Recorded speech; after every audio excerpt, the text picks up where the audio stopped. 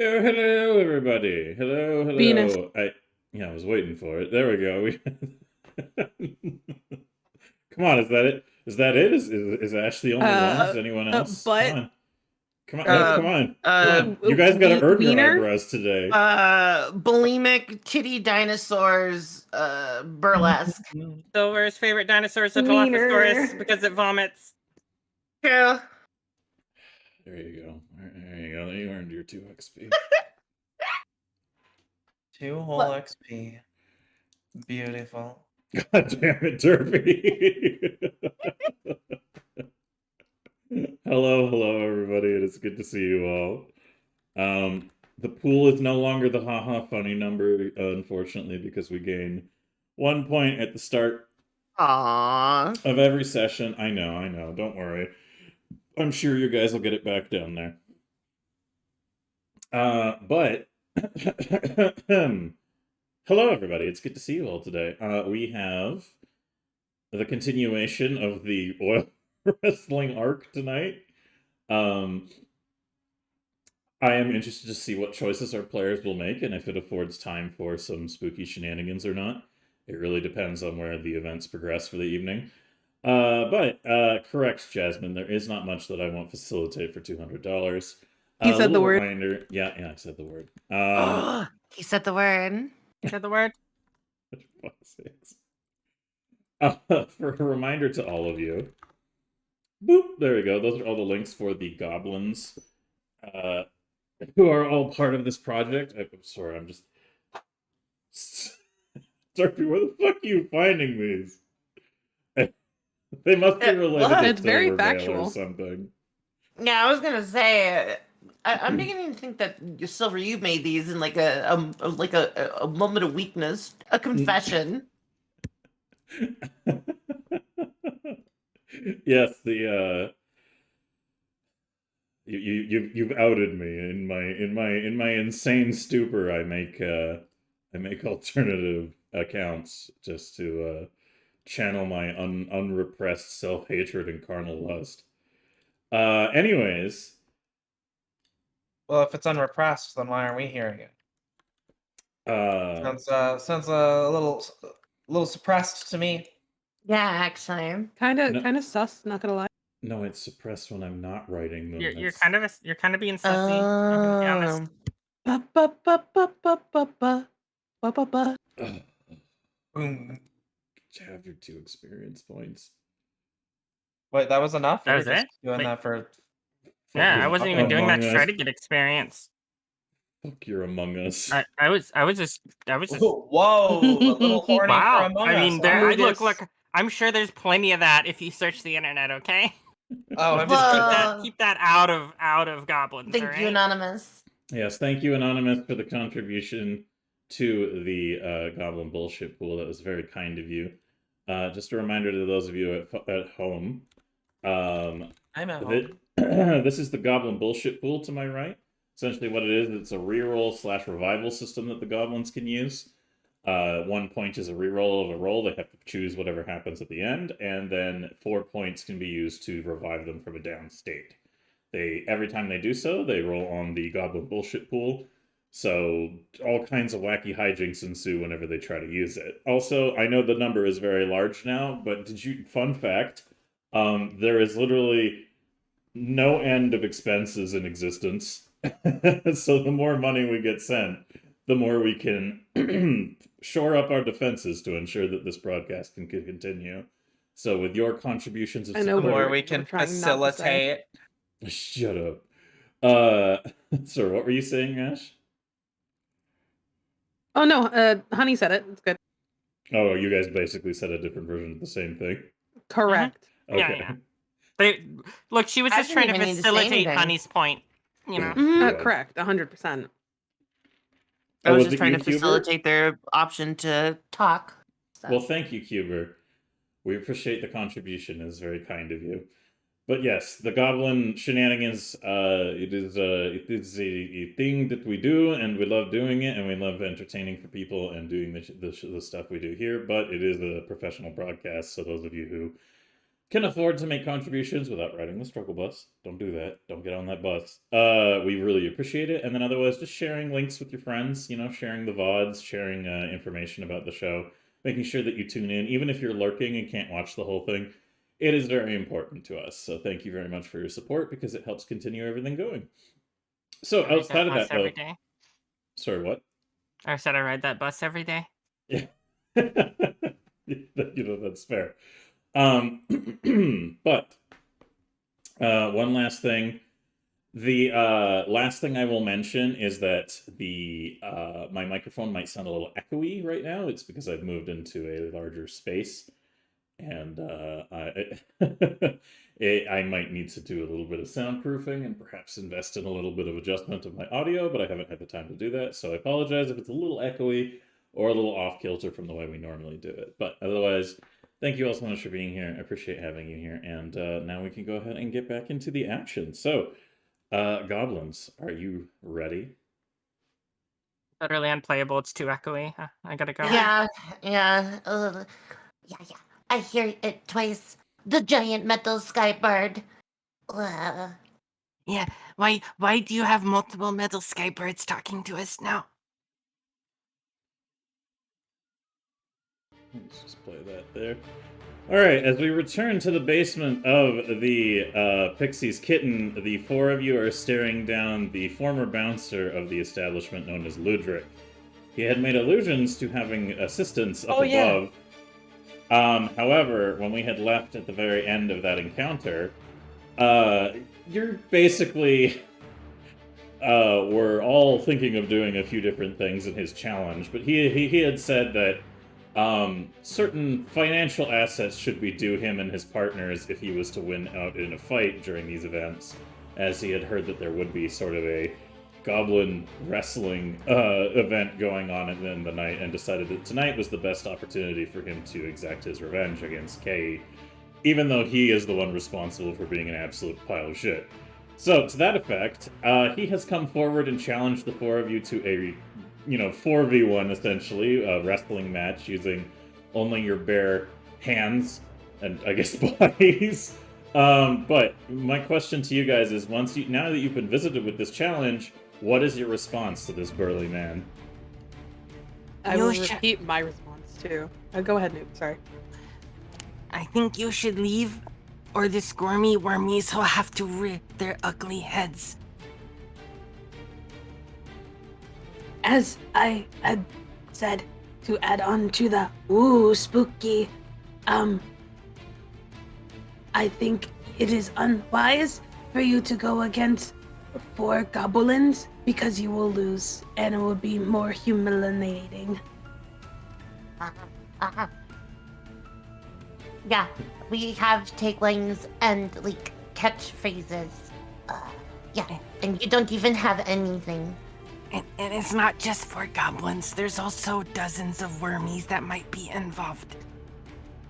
Oh, and 1 newt. Holds up, Newty. Dixie, do you have anything to contribute to this? I actually already did. I don't know if you look over in the right side of your screen. You can bring your attention. All right. Reflex saving throw for. So you guys are.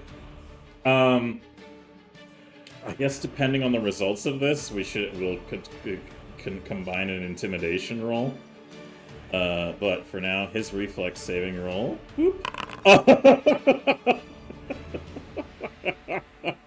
I'm just gonna go ahead and. The proper term to say right now is get wrecked, nerd. Yeah, legit, your new name is Rod because, damn, that lightning really got you. My only question to you, Dixie, before I tell you the results of this.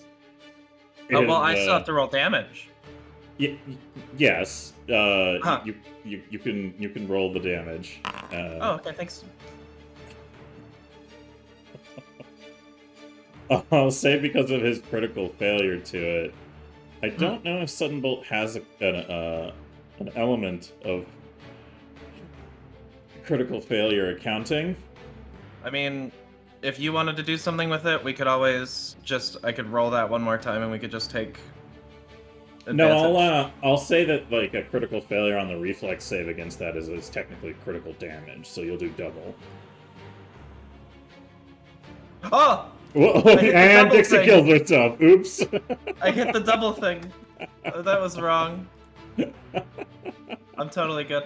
Totally good. Yeah. Oh, now they know my max health because it's in the chat. Make it private. There we go. Here, I can just delete that. There you go. It's alright if the chat and other players know your health. It's the NPCs that you're not supposed to know. So yeah, my question to you is, before you do that, 48 electrical damage. Two questions. One, were you waiting until Desi, Snooty, and Newt all said their piece, or did you just fire it before they did? And two, I'd say were two you of them hoping probably it wouldn't finished. kill him? Well, Or did two you of not them care? probably finished, and then the third one was probably like almost done. Is when the lightning struck. Is what I'm saying. All right, and do you care if he dies or not? Well, you see, I don't think Dixie even thought that far ahead. So you're saying that due to negligence, it's possible that his life would be terminated. Mayhap. You know, I mean, who knows, right? That's 48 electric damage. I don't know. It's 48 electric damage. All right. I'm gonna need to change the music that I'm using right now, and then I can. There we go. Oops, I didn't mute the other tabs. Sorry for the echo, everybody. Well, the echo has been going on since you started. Yeah. It is not that bad. It just gives you more of a weaker sound. All right. So that was a very short-lived combat encounter. So everybody in the room is squared up. They're looking at this big, like, this dude is like nearly 7 feet in height. He is probably close to like 300 pounds of raw muscle. This guy Correction, is. He is yeah. only probably like a couple inches to maybe a foot now, because he's underground in ashes.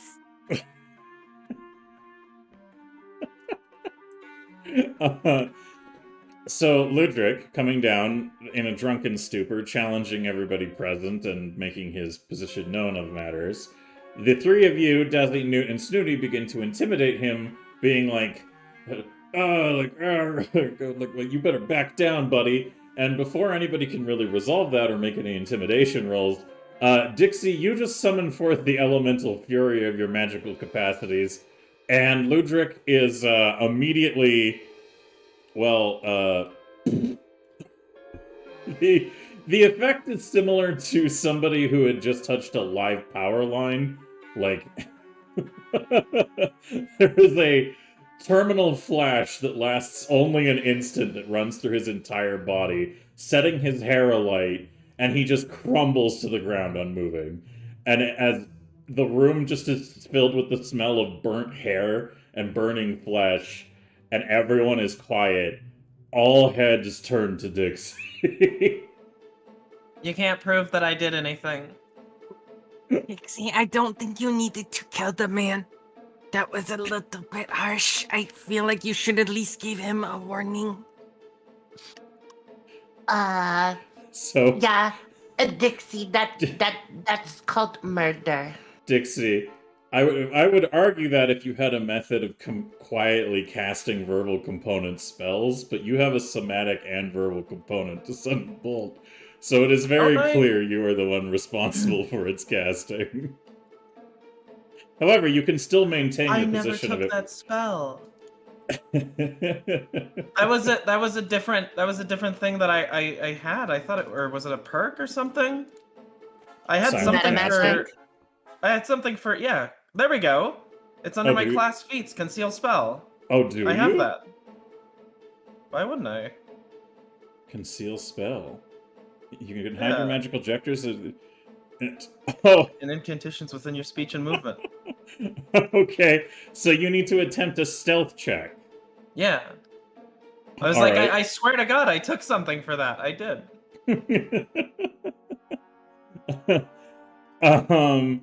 Oh boy. All right. Well, this is going to be interesting. So you need to make a stealth check and a deception check. Stealth check. Uh-oh. And a deception check. Did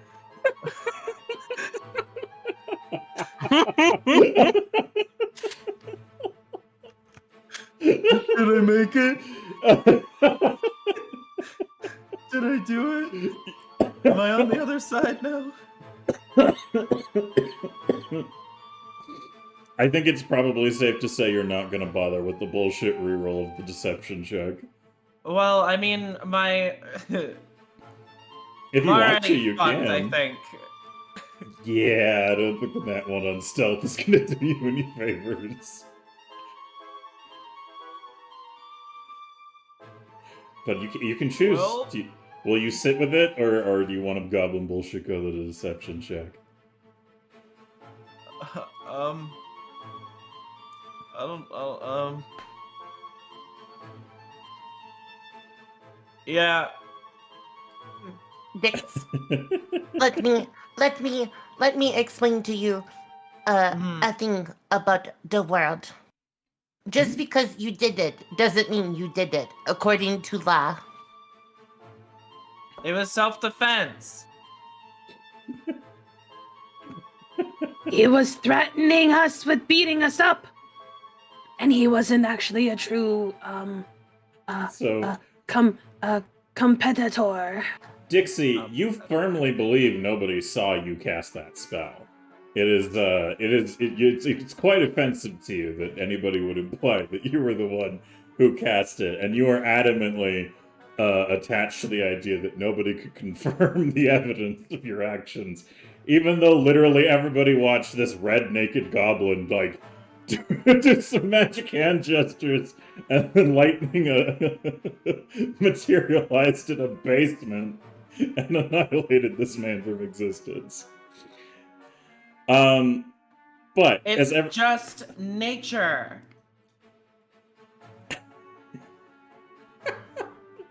there's like everybody's looking at each Do you other. think and I'm a god that can control the fucking weather? So everybody's looking at each other, and there's but now the tone has changed to a couple of murmurs, and a couple of people who are sitting around look really uncomfortable, like they are, and the guards, two of them have gotten up and are looking at each other, and they're looking at the mayor, kind of like what do we do kind of situation, and they're looking at each other. And everybody, it's really hard to take the situation seriously, exactly, Dallas, because there are 4 naked, oil-covered goblins in this room. So the whole situation is an interesting one, to say the least. Meanwhile, Kay rushes forward to Ludric and goes down to check his pulse. And she's just kind of kneeling Check down. the pulse of ashes. It wasn't that level of... That would have been what is called massive damage. If it had been twice his health pool or greater, an effect like that would have occurred. It was greater than his health pool, but it wasn't massive damage. So... Can we get a doggy bag for Gully? Oh my god.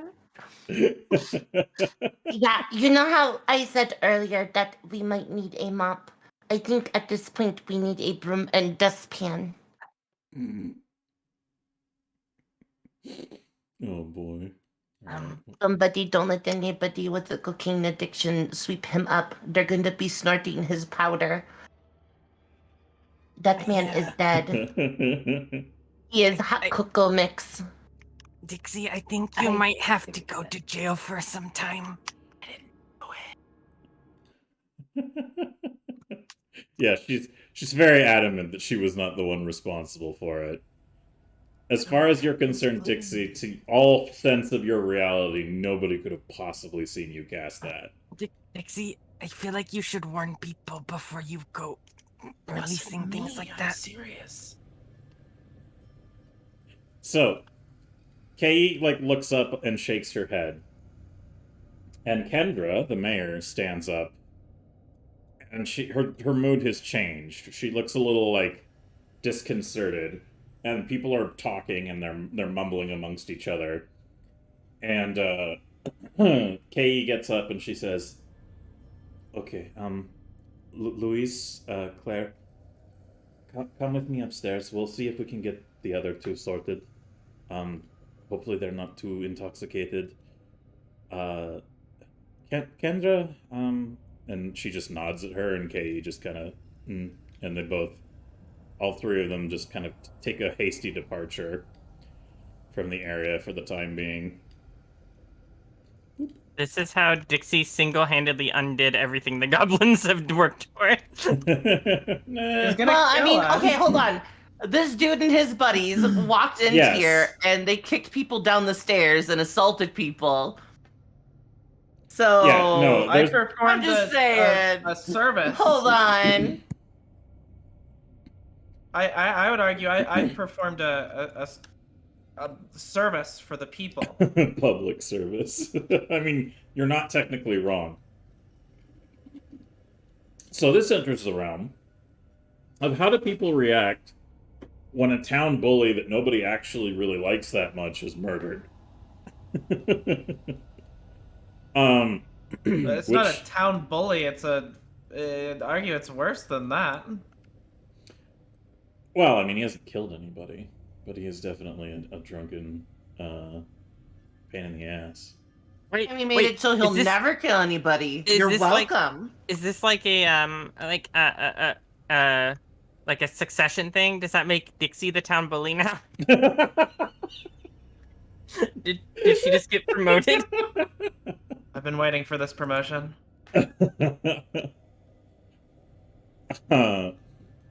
So the guards who are, to be fair, kind of partially sloshed, they all get up out of their seats, and Kendra stands up, and she just looks like she doesn't really know what to do about the situation.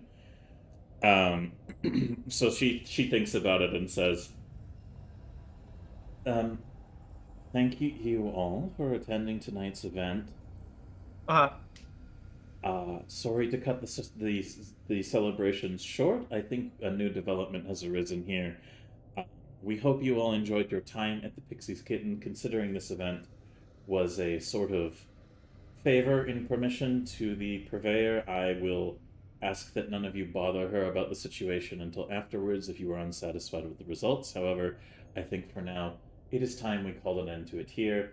You may all depart. Those of you who are familiar with our little friends here, you are more than welcome to stay. Hey, I just killed someone, and they're like, friend. I appreciate that. So, as people begin to file out upstairs, you can hear the sound of, like, disruptive kind of, like, argumentation coming from upstairs. Go As ahead, people are Newt. filing out, Newt's gonna start filing out with them. Because she's confused. As you do that, do you want to give a stealth roll to see if you're successful on doing No, that? she's not trying to be stealthy. She's Okay. she's just following people because people are leaving. It's not like she's trying to sneak out. Alright, yeah, that's fair. So as you're leaving, one of the guards just puts his hand on your shoulder and is just kind of like, like, because you're so fucking oily. And he goes, no, you stay. Okay. As everybody's filing out, though, Amiko decides to stay as well. And so now as the guards are here, you can hear the sound of, like, conflict being resolved upstairs, but it's not, it's de-escalating. You don't hear the sound of, like, smashing or crashing and stuff. It seems like whatever diplomatic efforts up there that are being done are having some kind of effect. But for the time being, now that everybody has kind of departed and leaving only a couple of the guards, two of the guards have taken up position over near the door, or near the stairwell leading up to the top, and the other two are staying basically, like, close to the mayor. And at this point, Kendra says, well done on tonight's performance. You can all retrieve your belongings if you'd like. To the four of you. Is there a place we can wash the oil off? I am scared that I'm going to slip and fall again. She gestures to two like tubs of like water that apparently have been set up, and she says, "I assume those are for your use after the event." So, and they're Takes they're a step on the stone, slips and falls back. Oh my god. I'm gonna As she kick does, she off the slides. side. I'm gonna kick off the side of the rocks, and I'm just gonna scoot along the ground like a little baby penguin. I'm just gonna go whoop, bonk. Give me well, if you're going along the ground, that's fine. Then you don't have to roll for it. Yeah. Newt's right. just gonna float over to the water, forgetting that she's covered in oil because of all the things that just happened, and is no longer slipping. All right, The oil Dixie, stays on. are you gonna get watered? Are you cleaning off the oil too? Sure. I was gonna say, I think we already got wild. Shush. So it looks like it's 2 goblins to a tub, considering the sizing.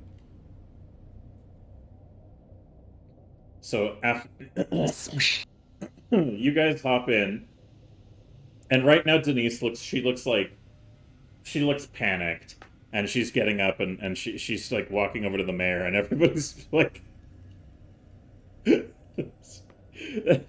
it's a difficult area to navigate, because I would say a good majority of the floor is now difficult terrain. The efforts to keep the oil within the arena were relatively successful, but a lot of what happened during the wrestling match caused things to be displaced. So, after some hijinks of slippy slidey shenanigans, eventually everybody ends up on the other side of the room where there is not oil covering literally fucking everything. And Kendra looks like she's like having a little bit of trouble kind of coming up with her ideas, but you guys can wash up and then grab your clothes if you want before she has any deliberation to follow on. Denise is talking to Kendra as you guys are getting cleaned up as well, and is basically mentioning like they come from a different culture, like they're not, like they don't know all of our laws, like it was obviously a self-defense situation. And Kendra's like kind of nodding, and she's saying like, yes, but we still need to like cover this because it's a very important tone to be set going forwards. So after you guys get washed up, I assume that you would like to get dressed. Unless anyone here feels like being a naturalist. Did anyone point out to Newt that she was still naked? I mean, would that not be noticeable to yourself, or are you that Have you seen the little amount of clothes that Newt wears? Dixie, would you have mentioned anything about to Newt, or No. Okay. All right, Desi, Snooty, are you guys gonna put your clothes back on after you share a nice little bath together? Yeah. Snooty. Snooty's I'm busy washing rolling me around in the water. and my clothes. All right. So after a little time, you guys get cleaned up. You have your equipment and everything back on. Sans your clothing, Newt. You have all your other equipment, and as you're just kind of floating there, Kendra just looks at you for a second, Newt, and goes, would you like to put your clothes back on, maybe, dear? What? You're naked still. Oh, yeah, sure, sorry. And as Newt is re-equipping her clothing, Kendra looks very serious-faced, but it sounds like for the time being upstairs, things have been resolved, and the tone has returned to kind of an evening celebration sort of situation. But Kendra has a very serious face on. And she kind of sits next to Ludric for a second and is just looking at him with like a mixed reaction. Like, she's not exactly sad about this situation, but she is concerned. And she turns back to look at all four of you, and she says, I understand this large and imposing figure had come down here and threatened you with physical violence, and in certain circumstances, the response that was provided to his provocation would make sense. You are all small, and if you were not in the presence of so many of us at the time, I would understand it even more. However, I think it is prudent that I mentioned that this kind of reactionary action can come with consequences.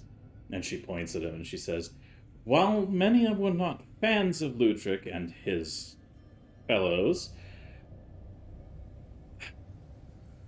we do not openly condone murder in the streets to solve conflict.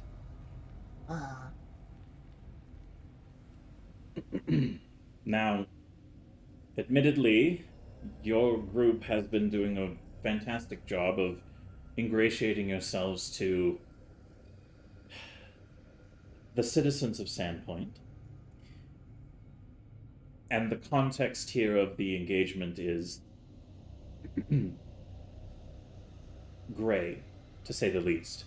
She points at you, Dixie, and she says, my question to you, however, is, were you to use any kind of magical energy like that in the future, do you think it would be possible to ensure that it had a non-lethal result?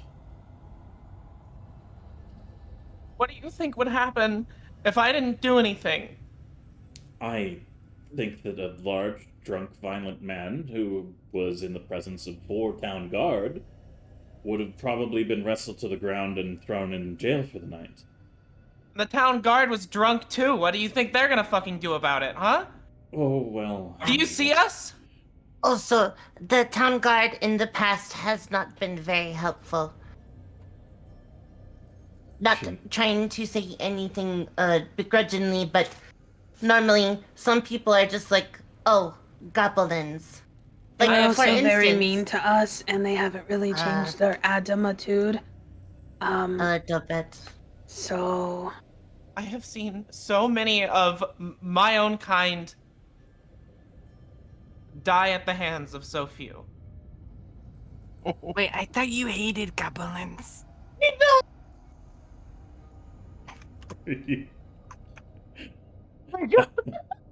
Now I'm confused. So you're gonna roll that deception check, right? Well, I mean, Yeah. Dixie could still be Honey? sad about all the murder of goblins and See? also hate goblins. But the question is, Dixie, are you playing this up as like a false sympathy angle, or are you legitimately like, I hate the town guard and their oppressive behaviors? It wasn't even about the town guard. I was just Or that was fight or flight. Gotcha. I chose fight. I defended myself, and now I am incredibly upset that people would dare even suggest that that was the wrong thing to do. Mm-hmm. That was basically one of the only times that I've actually been able to stand up for myself and other people. And the So- second that I do stand up, the fact that I get yelled at, I'm incredibly upset about that. Yeah, that's fair. So Kendra, she looks you over and she says, I understand wanting to protect yourselves and wanting to be able to defend yourselves from any aggressors. I don't want to fucking hear it from you. I just leave. I'm leaving. The guards stand in your way. Dixie, you're kind of being very rude. yeah, you're sort of being really rude that this lady is giving you a chance.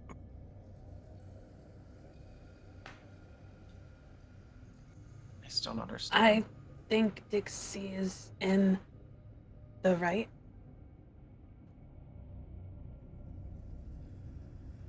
Would you guys have preferred we just let him come in and try and kill us? I think what Dixie did Uh, was in the right. I think Dixie was scared and did what they could. If I was able to do what Dixie do, I would have done the same thing. Yeah. Can A very large, drunk, angry man beats people up and comes downstairs and threatens us. So, yeah, I can understand why that would happen. If somebody broke into your house and was drunk and beat up your family and then wanted to throw down, I'm pretty sure you'd give them the thunderbolt too. I don't think No one's I don't think going what to Dixie defend. did was necessarily wrong. I just think in the future there should be a warning before unleashing it. Amiko also rises to the same position. She says, "Look, there's No one's going to defend a group of fucking goblins. Kendra looks We kind would of have been left to our own. Kendra looks a little hurt at the comment, and she says, "I'm not here to accuse. I'm here to ensure that everything has a proper resolution to events like this. You do understand how I have to take a concerned position against anything that results in the death of another sentient creature in my town, yes?" Damn you, internet. His internet pooped. Kendra continues, "I understand that you were intimidated and wanted to defend yourself. That's completely reasonable here. My issue is that somebody has died within the borders of my town. And we need to make sure that all angles are covered. If I allow people to just wantonly run around Sandpoint murdering folks, then it'll quickly devolve into lawlessness. I know that many of you may come from places or cultures that have that kind of thing that happens on the regular, but we try to uphold a certain standard of law here." So your solution is scolding self-defense. No. I don't think you're being scolded. I think she's trying to set up a situation so it doesn't happen in the future. I'm She's So that not we can't saying defend what you- ourselves in the future? She's not saying you did the wrong. I think she's just trying to set up a way where people don't get killed. She nods her head and says, "Your friend is astute. I am not trying to say that lethal force isn't the answer to when you have been accosted, especially because of your size. Sometimes it's the only guarantee before you're put in a situation that isn't advantageous. And in certain circumstances, such as if you were alone and unable to be supported by your community, I would 100% have no issue or qualms with the reaction. Someone of such size and imposition would need to be taken down quickly." And she kind of like looks at a couple of the other people in the room and says, "I think a fair number of us have familiarity with that situation. But you were in the company of a great deal of other folks, and you made a decision that was not okayed by the owner of the establishment. So you do need to answer for the reactionary elements. However, I can't speak for your history, and I can't speak for your personal experiences. That's why I haven't ordered your arrest. You were clearly challenged and clearly threatened, and I'm not sure if your reaction was meant to cause fatal injury. It just seems that his body was unable to endure the critical impact of your casting. Was your intent to kill this man?" I don't know. I see. But you reacted to the threat. In self-defense. Also, yes, Dex, that is correct. Bitch should have had a better heart. What did it look like to you? That someone came in and I just didn't agree with the way they looked? What it looked to me was that albeit large and intimidating drunken man was outnumbered easily 8-1. And before any further resolutions could be made, he was struck down by magical means, which, again, I understand your position and your urgency of dealing with threats, and I imagine you come from many experiences where that has been a warranted effort. But there are laws in Sandpoint, and I need assurances that these kinds of responses will not be commonplace if I'm to allow you all to reside in my town.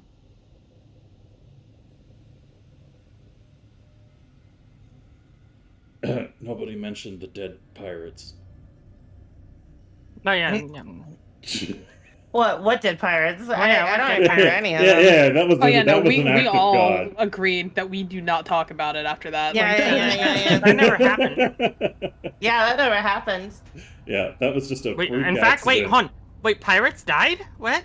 Yeah, wait, what? When did that happen? Pirates died? What? Man, this What's a man, pirate? Man, Sounds if delicious. I was Can sheriff, we eat things it? like this wouldn't happen. Yeah, exactly. Oh god. Sheriff Penis Head should really be doing his job. Yeah. Keeping bad elements from just murdering willy-nilly like that. That's right. And why wasn't he here instantaneously to stop this altercation in the basement of a private event? yeah, exactly. Yeah, well, I meant the pirates, but you know. I would have stopped it. If I was sheriff. Dixie, it is obvious that your internal motivations are struggling against the inclusion of being part of a quote-unquote societal structure, having spent a lot of time on the edge as an outsider and very quick to react to a lot of people. So do you take Kendra's statement in stride, or do you decide to stand defiant against her laws? I've gone completely unresponsive. Oh, I see. Okay. I'm frustrated. I'm gonna just take Frank off my head, and I'm just gonna like hold him in my arms. Kendra looks a little like... She looks a little thoughtful, and everybody's kind of looking at each other. And she nods her head. And she says, I think, for the time being, the events will not warrant legal action. Unless anyone has anything else that comes up at the end of this event. It is just an unfortunate mishap during a drunken altercation, something that unfortunately I deal with all too often. That does not always have a happy ending. However, I am glad that we are all safe, and if I'm being entirely honest, she just kind of pokes Ludric's corpse. He was not a popular man. And in hindsight, it probably will save the future. A few more incidents of tolerated bullying. But I am the elected representative of this town, and I have to weigh all options and all interests and uphold the law. So I am going to caution you with a warning against sort of reactionary behaviors in the future. Please, if you can, try to bring the issues at hand to the attention of somebody in authority. But if you are alone and you are unable to solve the situation, or clear hostile fatal intent is present, I cannot fault you for having a reaction like you did here. And if I'm being entirely honest, assessing your reaction makes me think that you have had your fair share of powerless interactions. And looking at a couple other members of people standing there, I can sympathize with wanting to take direct hostile action against an aggressor immediately. Those incidences are far too common. And she sighs and says, and I have my fair share of public rabble-rousing in council meetings and being accosted on the street by less than supportive elements of the populace. There are well over 1,000 creatures that live in this town, and I have to be responsible for the cohesive cohabitation of all of them. So, in a way, you've done the community a service, although I wish it perhaps had not been done so publicly. This has given me a lot to think about, but rest assured, I'm still very much in the corner of the four of you taking residence in my town. if for no other reason than you bring change that I cannot. She looks at the guards and says, "You can allow them to leave, and I will retire for the evening. I apologize for the serious nature of these events, but it is my job as administrator of this settlement to ensure that these things have their proper due course. For the evening, however, I will allow you to check in with KE and receive your payout for the event." And she looks a little, little bashful, and she says, "And I was very impressed with how the four of you handled those savage northerners." And she just kind of cracks a little smile. Does anyone have anything they want to say to the mayor, or are you guys like, "Oh boy, what a roller coaster"? Thank you, Mayor, for the help. I really do appreciate it that you are understanding. We will go and talk to Dix about this a little bit more. She nods and excuses herself from the basement and summons the guards with her. And as she is leaving with them, I will hide these ones.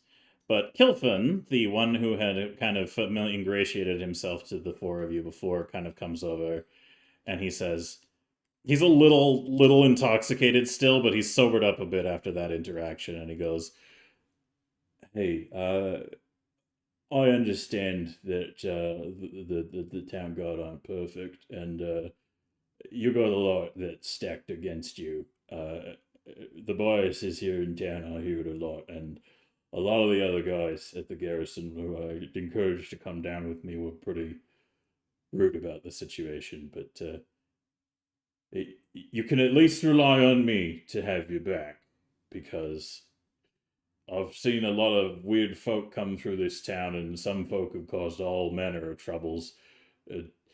Homeless vagrants who have nothing but murder and destruction on the mind. They've had to been brought down over the years.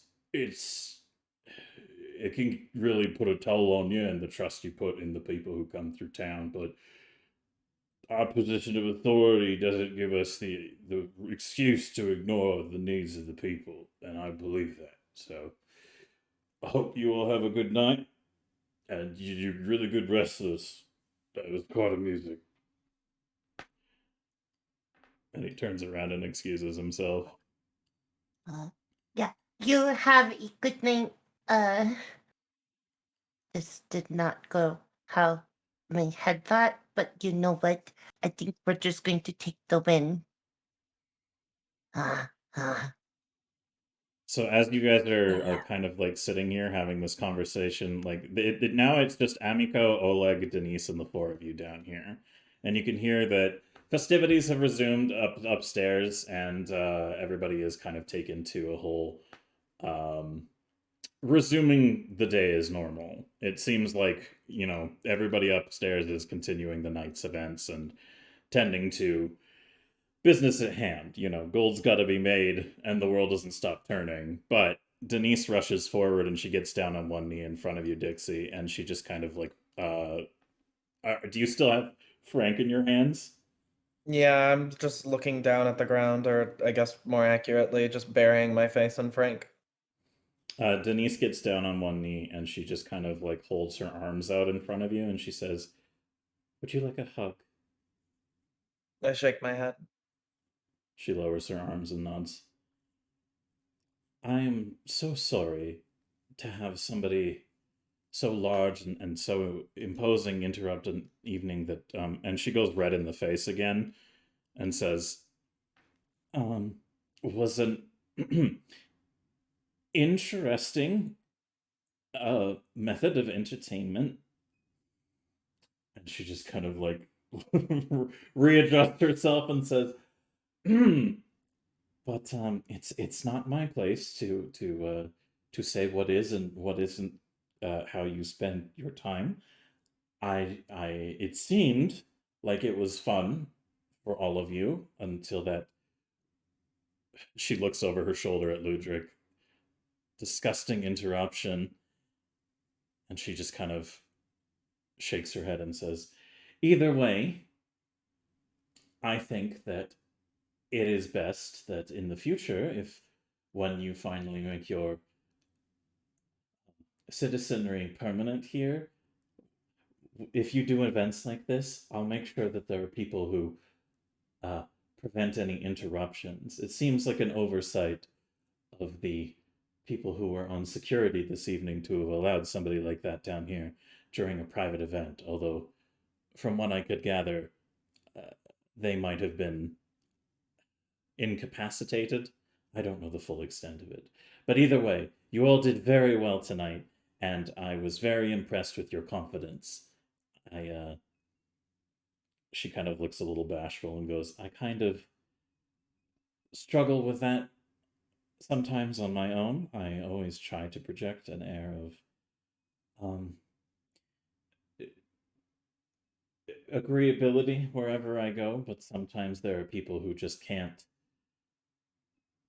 accept somebody being polite and kind, and the confidence in which you showed to deal with a situation like that, I'm personally very grateful for. And Amiko just kicks up from the corner and she says, I'm honestly really glad you killed him. I've had to throw him out of the Rusty Dragon about 4 or 5 times.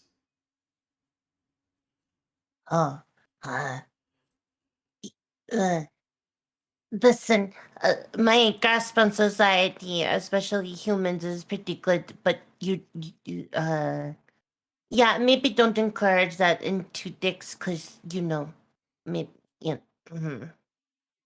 he did not seem like a very good person, so I personally, I do not wish to condone violence. He sort of seemed like he had it coming. Also, I'm very sorry, your establishment seems very nice, so, yeah.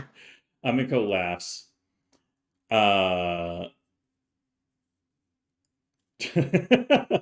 Honey. Amiko laughs and she says, let me tell you a story.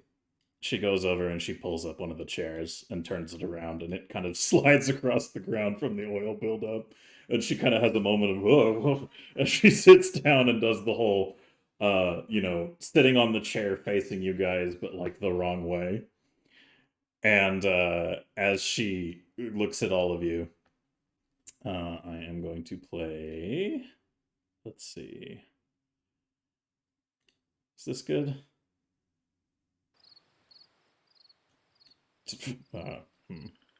It'll do. No, that's outdoors. We can't have that. Curse you. I don't have a calm tone that isn't an exterior one at the moment. Fuck it, I'm just gonna play this one.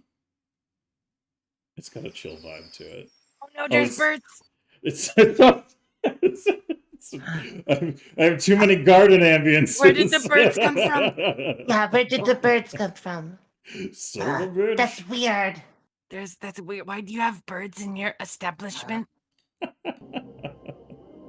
right. I'm gonna go look for the birds.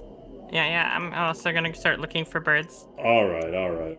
I'm just gonna play some general ambience that I don't have in the. Do I see the birds? You don't see any birds. You're briefly, as Amiko settles in for story time.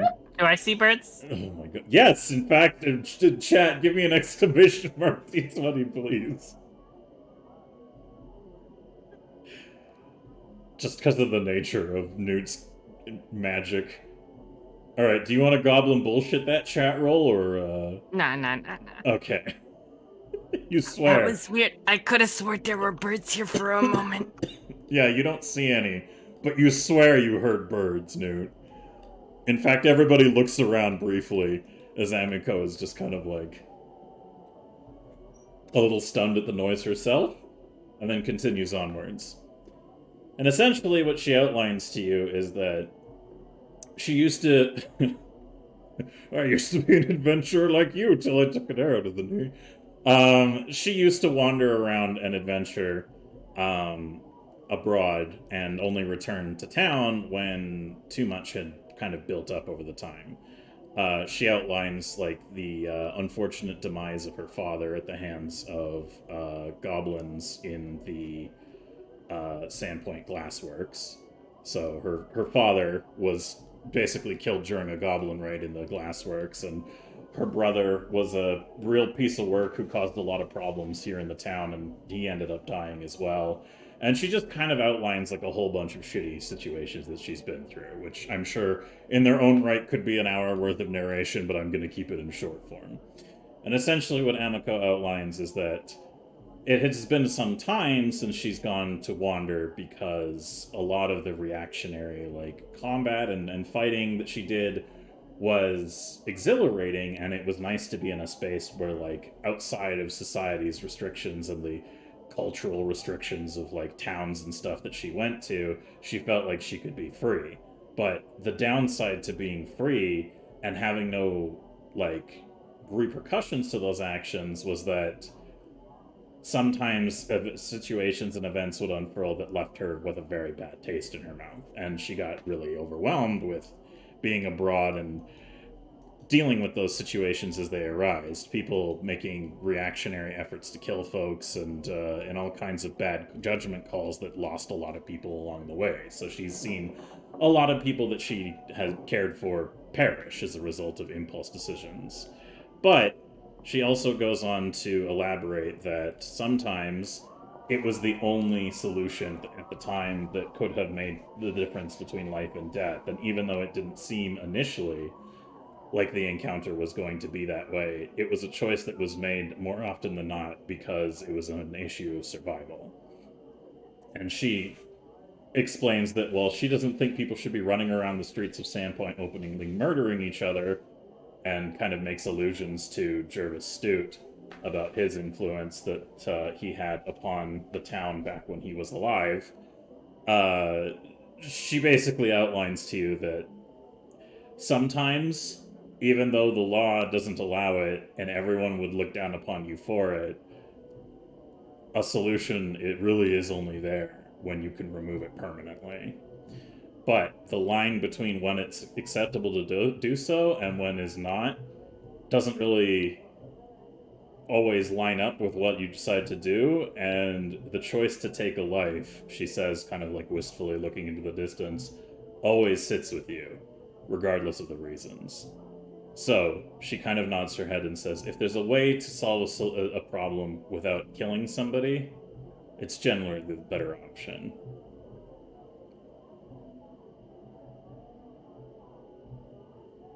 Yeah, that is basically how we operate mostly. I mean, if we operated anything different, no offense, but everybody that has confronted us in this town would be dead. There would be millions in our wake. We would walk over and say, hi, how you doing? And the first person that says, fuck off, I'm going to hit you, we would just be like, smite. So, you know, yeah, it sometimes it is appropriate to, what is the saying? Yes, throw hands, or lightning. But, you know, a lot of times, you know, we just prefer to talk. And Amiko nods. She says that that's why she appreciates the presence of you four in town and some of the other adjacent goblins she's run into who have made the attempt to actually be present in the city, because Goblin adjacent. Shut up. Shut up.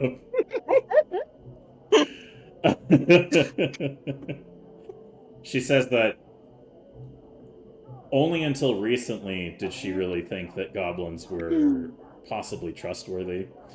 Her previous experiences a lot with the creatures in the wild have always often been that even though they might be disarming at times, a lot of goblins in the wild have always decided that their impulsive nature and desire for like wanton chaos to get what they want without the concept of like the repercussions of their actions was like one of the sides of it was that she observes that it was hard for her to trust goblins because even though she had diplomatic encounters with them, they would just as soon slit her throat and take her money as they would be willing to facilitate a bargain. And the other end is that their impulsive actions, she says, made them really easy to ambush and kill because they couldn't help be goblins.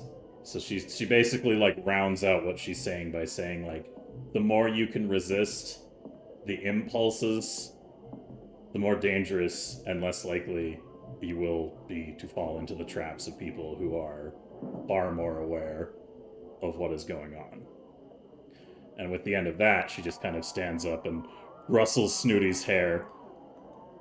And she also makes mention that she's very impressed with all of your performative capabilities and heard a rumor pointing to you, Snooty, that at some point she could expect to see some performances from you all at the theater and looks forward to whatever it is that you come up with.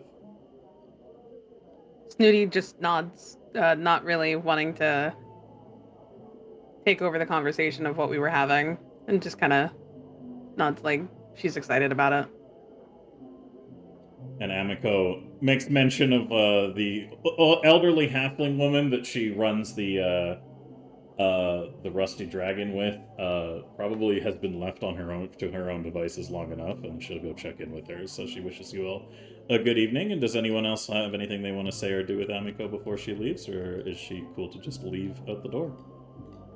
She's cool to leave for Snooty's sake. Thank you. You have a good night. She nods. Anything from you, Newt, or are you good?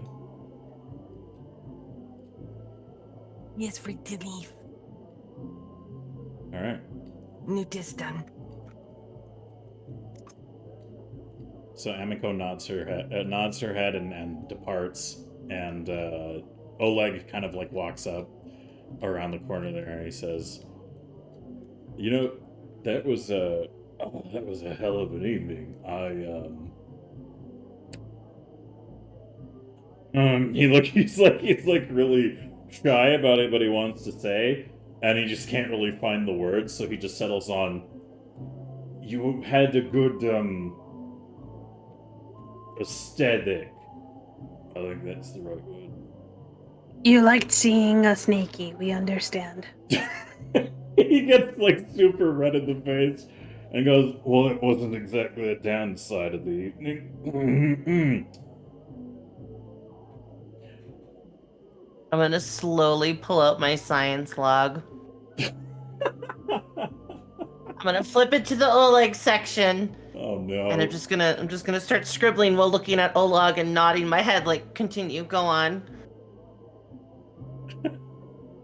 He looks at you, literally like looking ready to record his observations, and now he just doesn't know what to say. And he goes, "Well, it's just that when Tell us what we did good." Yeah. What was your favorite part? He's like looking at Denise Yeah. for help, and she's like stifling a laugh. And he just kind of goes, I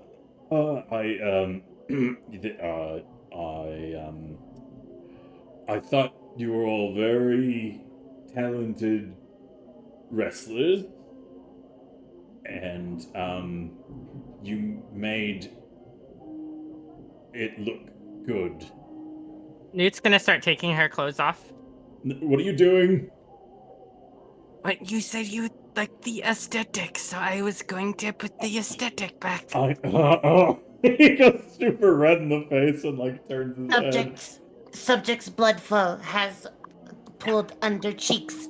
This is a shame response instilled by society. Interestingly enough, subject has physical manifestations of interest, but it seems to be consumed by shame and social pressures. The adherence to these social pressures is admirable as well as folly. In my TED Talk here, I will just... Don't you mean in your Desi Talk? Yeah, in my Desi Talk.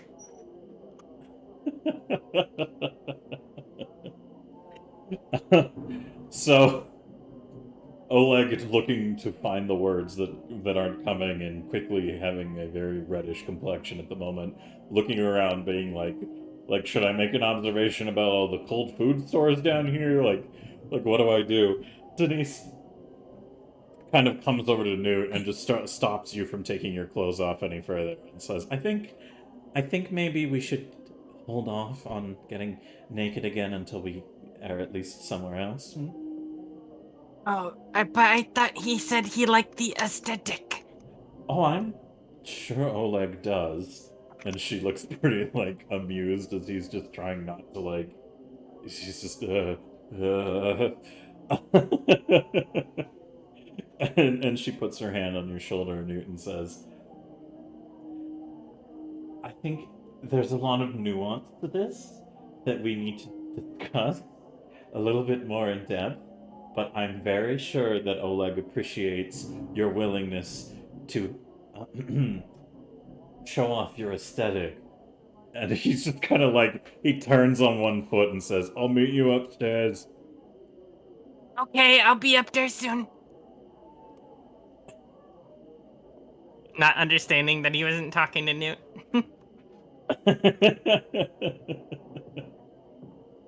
Denise takes a moment to sigh, and then she puts a hand on Dixie's shoulder, and she says, Are you alright, hon? Dixie's still unresponsive. She's just gonna like look up at her and then look back down. She nods and says, It's been a long night. You all did something really brave today that I wouldn't have in 100 years done myself. But until the interruption, it seemed quite popular, especially judging by the turnout. So I think we should probably go upstairs and sort out whatever you earned as a result of your efforts tonight, and then maybe we can see if that's... She looks a little like... and goes... We can talk about it more later. Is there somewhere that you all needed to be elsewhere tonight also, or shall we go back to my house? Z, was there somewhere else we needed to be? You're not thinking about it. Oh, yeah, we need to talk to the mayor. She looks a little We need bemused to and talk says, to the mayor.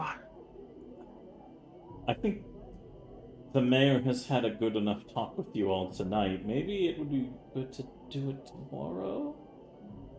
During business hours? Fine. Okay. Well, we have big swanky house now. So, it's pretty nice.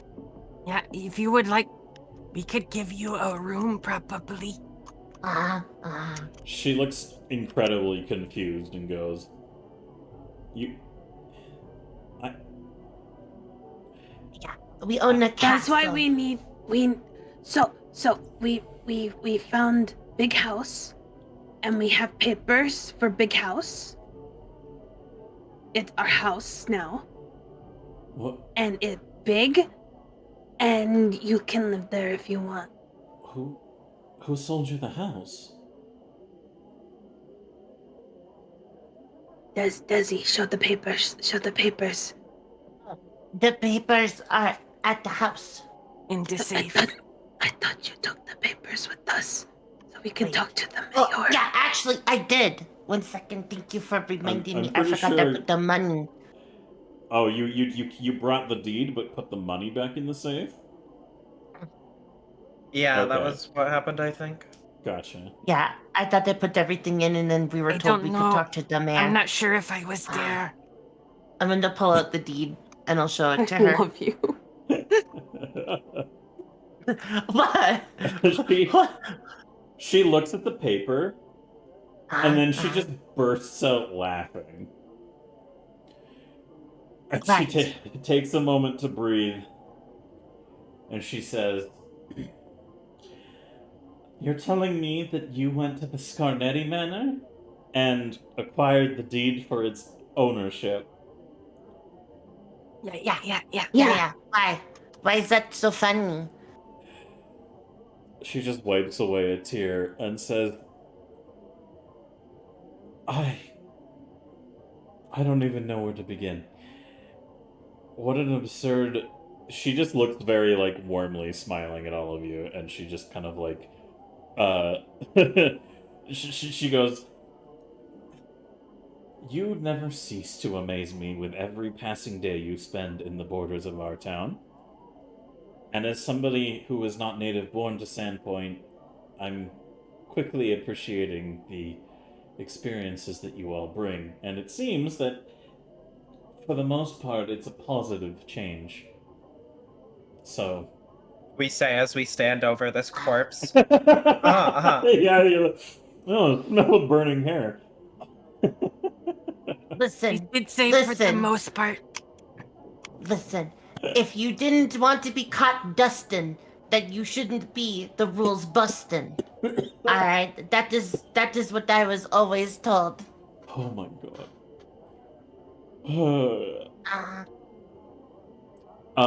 Yeah, she just kind of like wipes her eyes a bit more and goes, you know, let's settle your payment and we can, you know what? Let's go to the manor. Why don't you show me your new house, huh? Yeah. I wonder if Ghoulie was real good guard dog. Yeah, probably. She like opens her eyes a little bit and says, wait, you left a ghoul in the house? And she looks a little concerned and she says, what if somebody came to maintain the property, or what if somebody from the Nobody was take care of house. It looked like no one do that. So the house was boarded up. It no longer boarded up. She just pinches the bridge of her nose. And she says, alright, well, if you're the property owners now, which I'm gonna warn you now, there's gonna be some people who contend that, because whether you have the deed or not, some folks are going to be upset. That's why we want to talk to Mayor, Yes, so we that's put a our wise- names on the deed. A very wise decision, but regardless of what the law and the mayor says, it may need to be something we keep under wraps for the time being. Perhaps don't tell anyone that you own Are the you Scarlet telling Manor. that people will be upset that goblins moved into the neighborhood? She's That's gonna, kind like, of racist. She's gonna give you the like finger to the hands together, like, ma'am, kind of like reaction. And go, Look, we got into one little fight and they all got scared. Oh no! Are they gonna try to make us move back to with our auntie? Oh God, back there? Oh no! In goblin air? Oh God, I hate goblin air. Oh my god. Okay. Oh God. She sighs and she says, it's not an issue of you living here. It's an issue of you taking residence in one of the most expensive properties in the town after arriving in a week. So goblins can't own things. Got it? Because we So should be poor. I got it. I don't care that you live I there. had the most monies when we came here. What the and fuck you're was telling that? me, oh my god. Desi, What was that what for? was the society roll for? So what you are telling me is that Cuban law and for the whole town does not apply to the goblins because the statute of the property codes clearly dictate that whoever owns the property deed therefore owns the property. So what you're trying to tell me is even legally manifesting a deed for the property is going to be contested by people just because there is a time and who we are? Are you trying to tell me that the law is not the law and is more like a suggestion? So, obviously it's canon that Desi has recovered enough of her memory that Desi had spent a lot of time previously studying under her former mentor, now turned nemesis, the fine arts of arguing legalese to prior. Damn you, Timatome. I will find you for what you did to my uncle, Danny DeCito.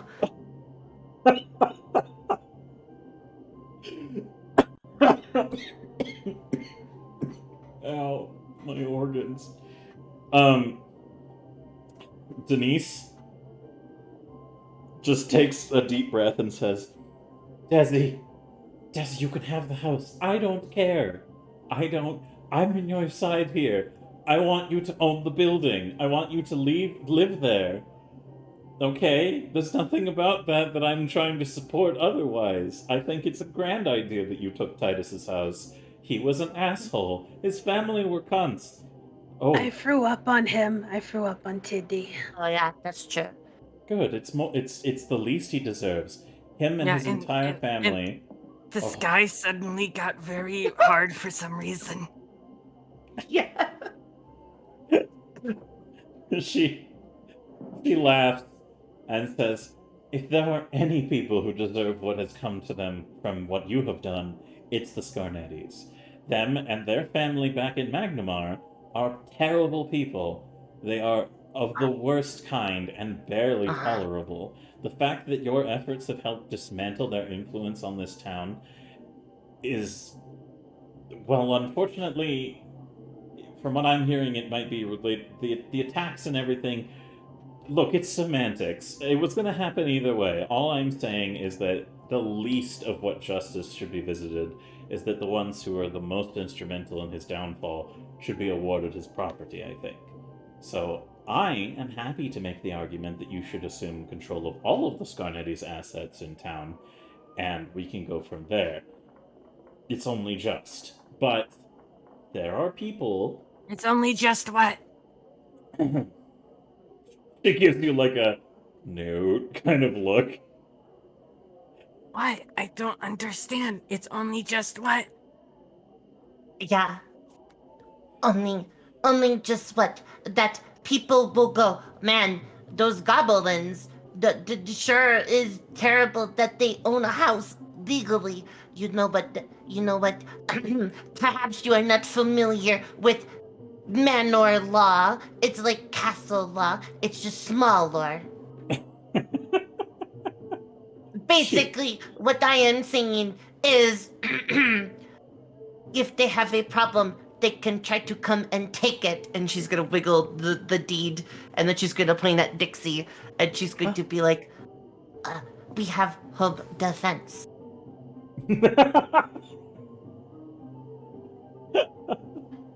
Dixie, master illusionist / literal summoner of the power of God from the skies to smite her foes. Being actually usable in combat is new to me. I'm sorry. It's okay. It's really funny.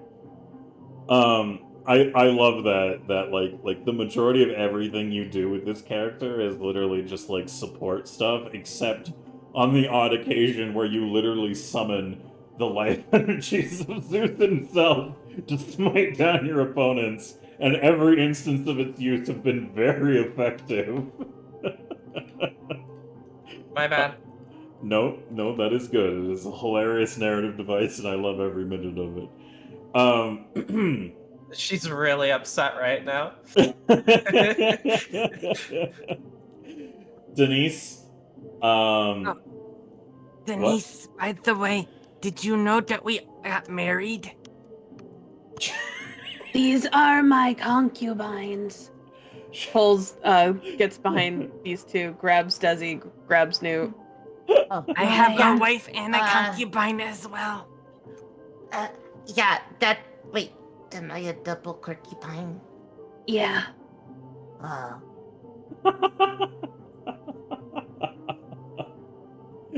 This is really good to put on the business resume. Oh my god. I am used to working overtime.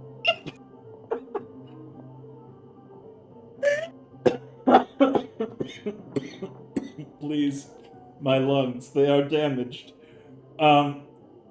Denise just looks so confused and goes, Are goblins? I'm not very familiar with your culture. Can goblins just marry each other willy-nilly, or...? I was given rings, And she holds out her hands to show the ear ring and the 2 other rings. What is willy nilly? Who is Willy? And what does nilly mean? God fucking damn it. I don't know what Willy does and what his laws are.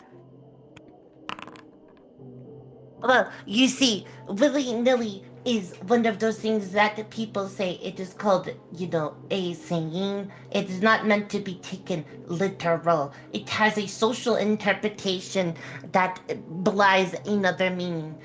Willy-nilly means to do things without much care or thought, to casually, perform actions or tasks or make decisions. Wait, so, dentist, are you saying that we didn't put much thought into our marriage and that we do not care for each other?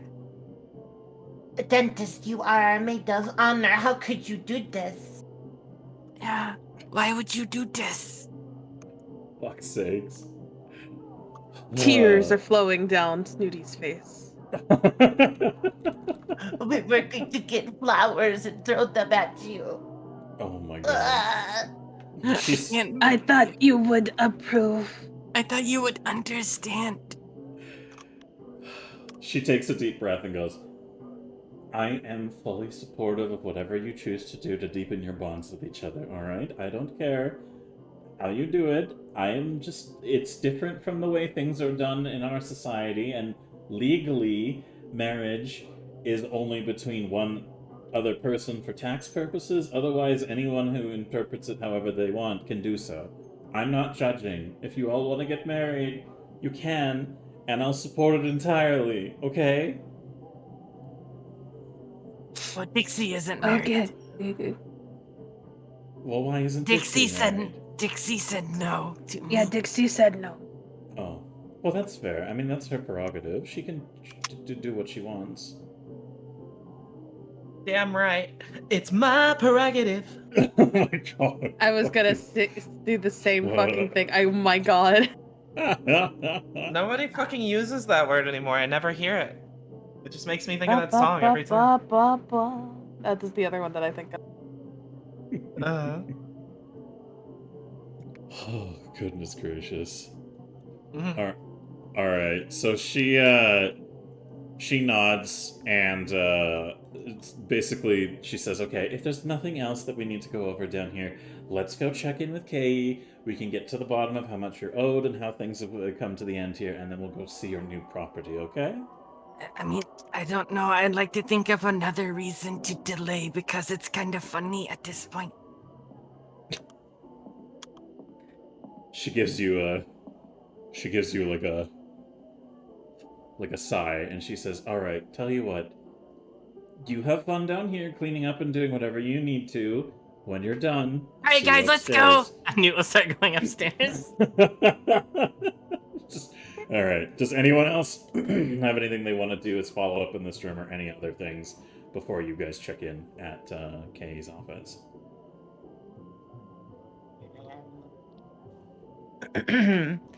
Desi is going to take out a jar from her pack, and she's going to go to the oil in the oil ring and fill it up.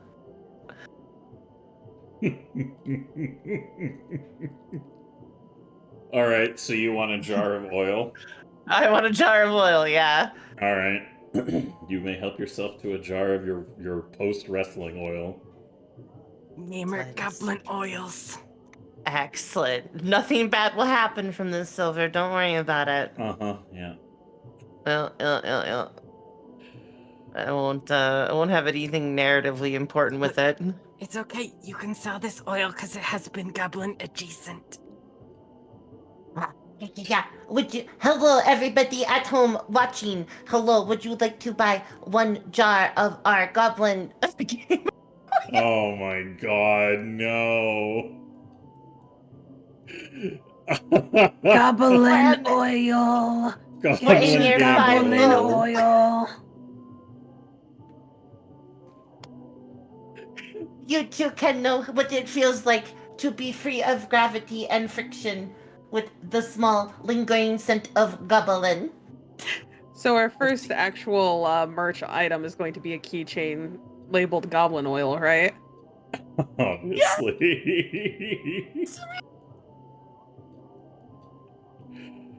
Goblin this cooking little- this is oil. like- New merch idea. Yeah. I want one of those like little Vaseline containers that hooks to your keys that's actually like lip balm. I want somebody to legitimately in public whip out their bottle of goblin gamer apply it to their They're like, "What are you doing?" They're like, "It was Goblissi adjacent." Oh my god. Did you just Marge Simpson that? Nope. I heard a Marge Simpson. I did too. Oh god. All right. So, fast forwarding events a little bit. You guys get your shit together, head upstairs. Kay collects herself and brings you all, along with Denise, down to her office in another part of the lower parts of the Pixie's kitten. So she takes you down into her office and takes a seat behind her desk, and she invites you all into the space. And Denise walks in and is just kind of like admiring a collection of what appears to be like fancy wigs on the wall, and is just kind of going through the books and turning increasingly red in the face as she like looks at some of them, because there's a lot of adult literature in this collective. And as the four of you enter into the office, Kay sits down behind her desk and she kind of folds her hands and she says, "So, I'll start with the good news. We made a good bit of money tonight. It was a very profitable venture. I think it would be really good to do in the future. I just wanted to start by saying I did not like Ludwig. But Everything always has to come back to Ludwig. She leans in and she says, I think I just need it to be known that if we are to be business partners in the future, I just need to make sure that any reactions you have to people are not lethal. It's bad business. I can't sell services to the dead, and I'm sure in some places they do, but that's not the kind of establishment that I want to run here.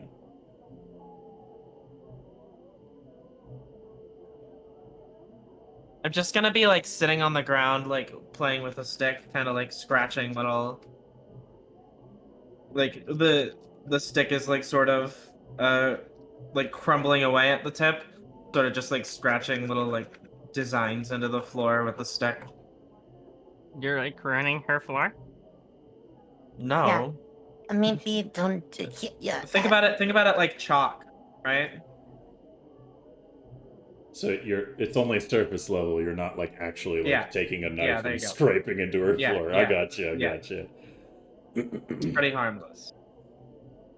Kay looks at Dixie and then just looks at the rest of you and kind of like, does anyone want to say anything in response? She's waiting for somebody to speak from your group, basically. We already talked about this. Yeah, basically. She nods and says, look, it's not my place to worry about the legal elements of things, and honestly, I have dealt with my fair share of my employees dealing rather harshly with shitty customers. And she doesn't seem all that really bothered by the altercation, more so just a little incensed at the inconvenience, and says, regardless, she leans a little bit forward and she says, if you're going to kill somebody, please do it off my property. Yeah, that is unfortunate that it happened on your property, and I do really apologize. But I don't have a business card for dealing with specters, ghouls, or ghosts yet. But if he pops back up, you let me know. I took care of the ghouls at the church. So yeah, here is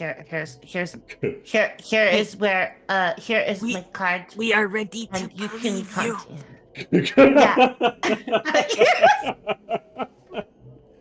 Goblin Ghostbusters arc, here we go.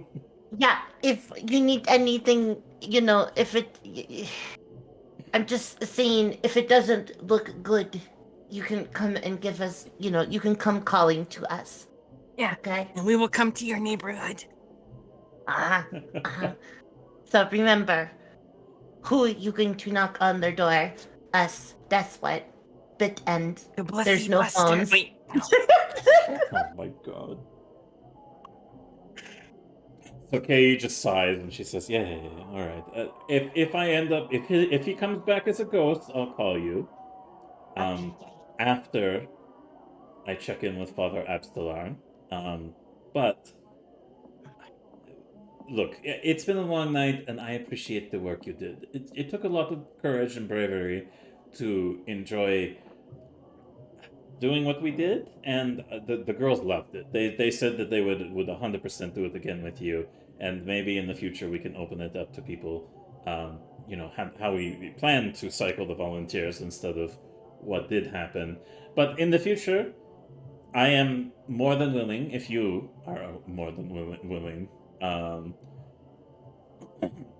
Ash is typing dirty things in the group chat. Don't tell everyone. What the fuck? Again? So there I was with Ash typing dirty things in the chat again, and I was like, again. It's normal, but this is the first time you've ever actually told everyone. What the fuck? I was just being a cheeky It was for little shit. comedic effect. Correct. Right. I am giving you a fucking lifeline, and you reply with "right." Listen. All right, listen. fuck it. How much shit that we give the big metal bird. He saw it.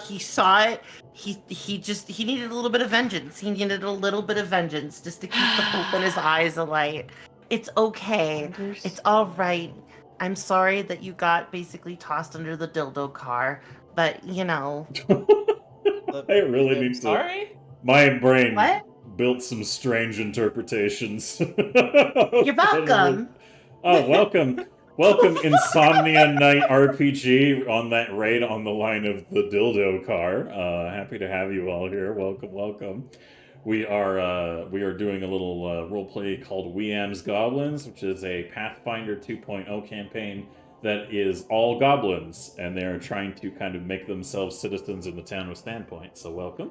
We hope you enjoy, and hope you all are... Welcome in, Raiders. Yes. I am Newt. That is Desi. And that is Snooty. And that's Dix. It's Dixie! If you want And to this say is my Newty. name to new people, you gotta say it fucking right. What, Debatable. Dix? Anyways, we've got our motley crew of goblins here. We hope you guys enjoy. We don't interact with chat a lot verbally when it comes to these broadcasts, but feel free to type whatever you want in chat, and we will reply to you guys with text. So thanks for the raid. Welcome in, and hope you enjoy what you see. So, as we are moving forwards, KE basically says, all right, anyways, look, no Goblin Oil Wrestling, big hit. We can do it again in the future. Maybe keep it sparingly, like a couple of times a month, if you're interested. But otherwise, honestly, it'll be a great source of revenue, and we might be able What to... you're saying is we'll only do it at that time of the month.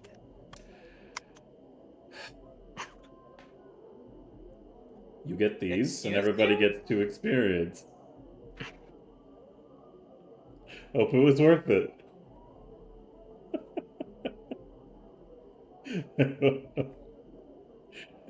Oh my god. You proud of yourself, Jess? What? Isn't it only a month, like a monthly thing? Is that not what she said? Anyways. I feel like you're the one making this weird. Yeah, I feel Yeah. like That this is XP true. thing is never gonna get me leveled up. you would be surprised. I'm pretty sure I've gained half a level. Oh, well, Dixie, good news. You gained 10 XP for wholesale murdering a man, and everyone else gained 5 Only XP. 10? Yeah, he wasn't worth a lot of experience. Peter, thank you for giving Dude, up he the gifts lived- up to Goblissy. He lived like 10 years. Important. Dude had like, what is that? 25 experience to his name? Dude comes out, lives 30 fucking years, 25 experience. Not even a full experience point for every year this dude lived. Yup. Anyways, with that sub gift to Goblissy, that was enough gift subs during this to increase the pool. So remember, every time we receive $10 worth of contributions, either over subscriptions, bits, or donations, it increases the Goblin Bullshit pool by 1. So if you guys like to support this broadcast and like what you see, all of those financial contributions you're able to make will go a long way to helping create all these amazing assets you see and helping create all of the cool shit that we make here. So thank you. We really appreciate it. And even though that number beside me is really big, we want it bigger. So if you're willing to help make the big number bigger, take that orcish mentality. Just because it's big Yeah, at 500, doesn't mean I it think. can't be bigger. At 500 lifetime points, I think we get a pizza party. So At 500 stored points in the bullshit pool, not 500 lifetime. lifetime points. I think. I heard lifetime points. No. Yeah, I heard lifetime Um, points. No.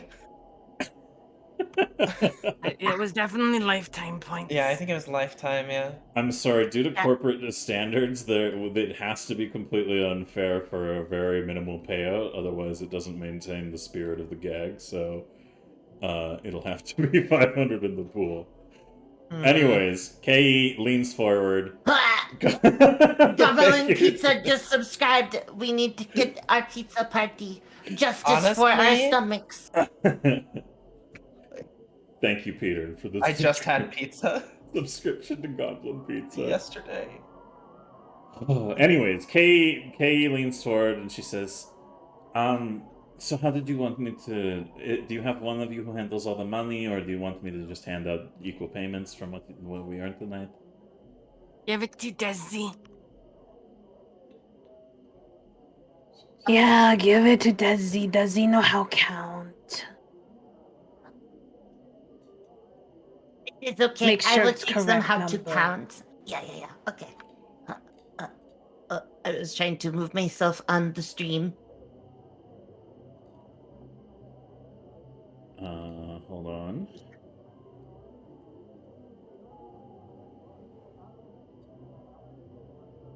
Alright. So, she is, you're gonna take all the money, Desi? Yeah. I'm going to hold on to it. Peter.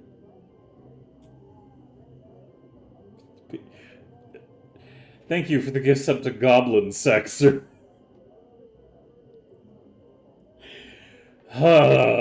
Anyways, she hands over a bag worth about 20 gold to you, Desi. Yeah. Okay. Also, Violet, yes, you may take silver and coat him in gold. I will allow it. Alright, fair enough. But yeah, there you go. You've received 20 gold for your efforts, and you can divide that however you wish, Desi, but otherwise that is your cut from the evening's event. Understandable. Thank you very much. Sorry about the spectacle with the dead man and such. She waves a hand and says, I'm really only incensed that I have to put an effort to get a corpse out of my basement and clean up the after effects of when people die in a place. I'm no stranger to it, and honestly, he was just a pain in my ass. She looks a little wistful and says, I do wish he could have been encouraged to do better in life, though. There were good memories.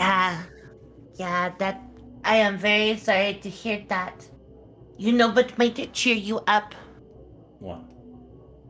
I have this new service where if you have a bathtub, I put the body in the bathtub and I pour the acid. I call it Breaking Bad. I'm sorry. That was so bad.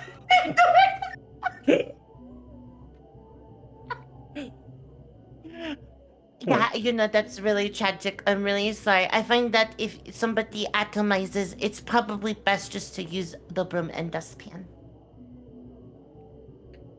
She raises an eyebrow and says, "Oh, I wish he had just become ashes. No, he just got real crispy and fell over. Honestly, my go-to corpse removal isn't going to apply here because now it's a town affair. So the guards will probably come pick him up and give him a proper burial over at the graveyard. And I actually heard, pointing at you guys, that you helped solve the ghoul issue there.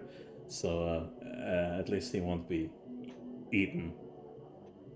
He's gonna slowly put the bone saw back in her pack because she was gonna offer to help. I have a question. Yeah, that happened, yeah. I have a quick question. Yes. No. Did he have any friends or family to help take care of the corpse? No, he didn't have any family, and his only friends were the two others who came and served as my We bouncers can for a help time. you clean up the body and take it to the graveyard. Hold on, I need to roll deceit. Yeah, go ahead and give me your deception roll, please. Yeah. I'll roll for her fucking... She's probably got like a... Yeah, I haven't actually fully fleshed out her stats. There we go. Oh my god. We can take care of the body for you. She sighs. That and way you don't have to clean it, because it was kind of our mess, honestly. She nods and says... And it doesn't seem right for you to have to clean it up. And we already know the father ass blaster. She sighs and just says, "If you want to make it your problem to get rid of a 300-pound dead man, you are more than welcome to do that. I'm not going to care who takes care of it, as long as it's gone as soon as possible." Snooty, let's go take care of body. Wink, wink. Yes, we will do the cleanup for you as a thank you for letting us work here. Yeah. Oleg, can you come help us? Oleg is upstairs still. We need to get Oleg's assistance because we are two small goblins and need big, strong Oleg! Yeah, he just puts a hand on her face. And as you guys are doing all that, she just looks at Desi and says, "Now, you strike me as probably one of the only members of your group who actually understands the kind of general services we do offer here. If you would like to become a more regular employee here, I would offer you the opportunity to do so, but otherwise, the novelty of the maybe twice a month goblin oil wrestling is more than enough for me. You have my guarantee that I will provide my signature for the endorsement of your inhabitants of the town."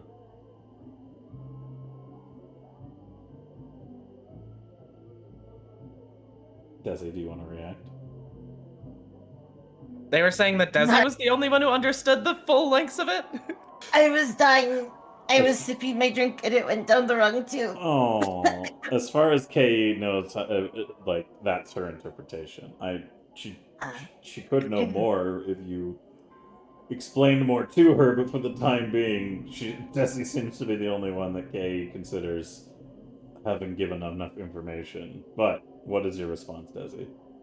Can you give me a refresher? Because I literally was sipping Gatorade and I just about like that. It's just like a 30-second. She said that you seem like you could probably pull off actually working here if you wanted to, without her having to constantly fret about you, like, messing it up. And then also is like, if you basically reminded you, like, she's going to provide her endorsing signature on that kind of petition to allow you permanent residence.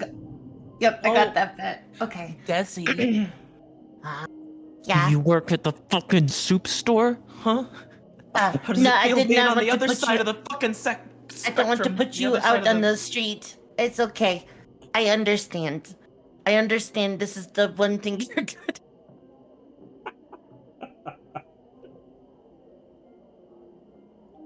Alright, let's stop bleeding the Aether meta over into goblins.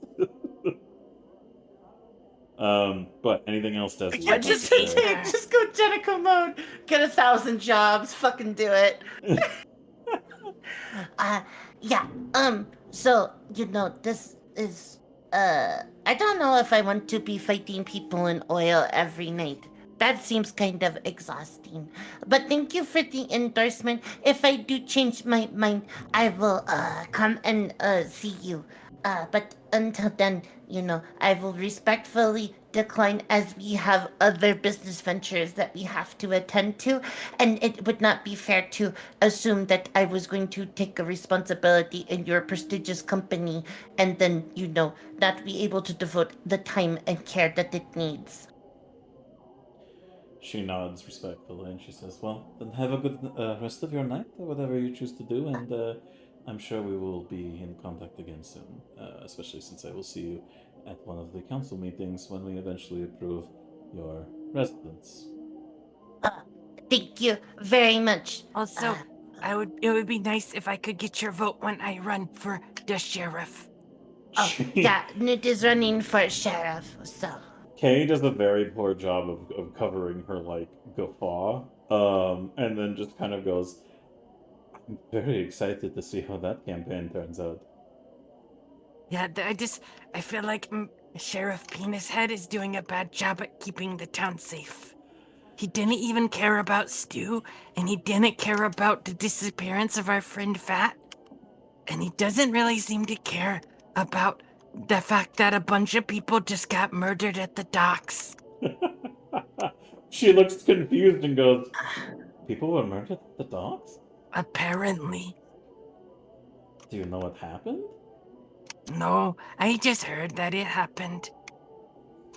It was probably a bad element, honestly. That's very troubling. Well, hopefully, maybe it was perhaps the side effect of the raids the other night. Perhaps a residual trap or something. You never know with those crafty mercenaries, the ones who got Titus out. I hope that they are done with our town for the time being. You can never trust mercenaries or their guilds. Oh boy. Alright. Yeah.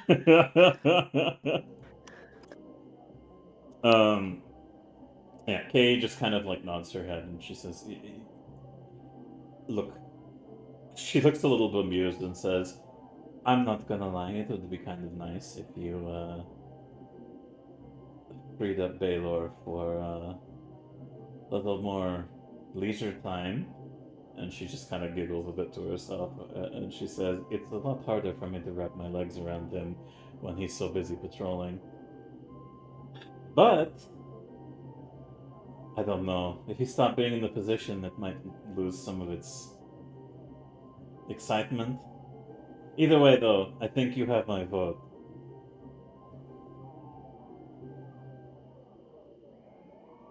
Thank you. That is really kind of you. I think we will retire for the evening. Yeah, that's the thing, right? Yeah. Okay. Yeah, and we will see you at the thing. Okay. She nods her head and says, of course, I look forward to seeing you in the halls of the town hall, and good luck in all the rest of your efforts to earn your citizenship. Yeah. Okay, thank you. And then Desi's gonna pull out her science log. And she's gonna scribble in it. And then she's gonna shut it with a nice crisp little book close noise. She's gonna nod her head and then she's gonna turn and she's gonna be like, okay, yeah, we got to go home now. It is late.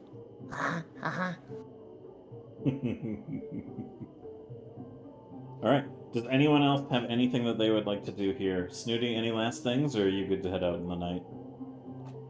We just gotta get that body and we are all set to go. Yeah, we'll cover that when we come back from break. But before we go on break, I just want to do any last minute check-in. What about you? No. Nick? No, I am good. Thank you. Giant metal bird in sky. What about you, Dixie? I'm fine. All right. Well, in that case, we are going to take our little breaky poo here. So let me go ahead and stop this ambience, and we're going to go over to the this picture. So again, a reminder to all of you wonderful folks at home, thank you so much for being here. We really appreciate your company. These are all the links you can follow if you guys want to engage with the stuff we're doing. Digi, have a good night. It is always a pleasure having you here. And again, thank you so much for being the clip goat. You are like a fucking... You are indispensable. We appreciate you Yeah, greatly. thank you. It is much appreciated. Mm-hmm. Yeah, honestly, thank you. But to that end, we're going to take a quick little 15-minute break here. And when we come back, I'm going to check in with the goblins on how they want to handle corpse disposal, I suppose. So, yeah, we'll, Yeah. it's going to be a thing. Anyways, but for now, break time. I got to pee real bad. Goblins, say goodbye for now. And then Piss we'll gang, see you piss soon. gang, piss gang, piss gang. Goodbye piss for king, now. piss king. Goodbye for Goodbye now. for now. We will see you soon. I will find you guys a AFK video, and then we'll be back after piss game. So yeah. Hello, everybody. Welcome Get a back. dinosaurs that vomit. Yes. Silver, I need that 2 XP. I'm fucking I'm Boulder. needing it. Bazooka. All right, everybody gets 2 XP. You want me to vomit for you? No, We get XP if I vomit for you. just take it. Take it. Take your 2 XP. Just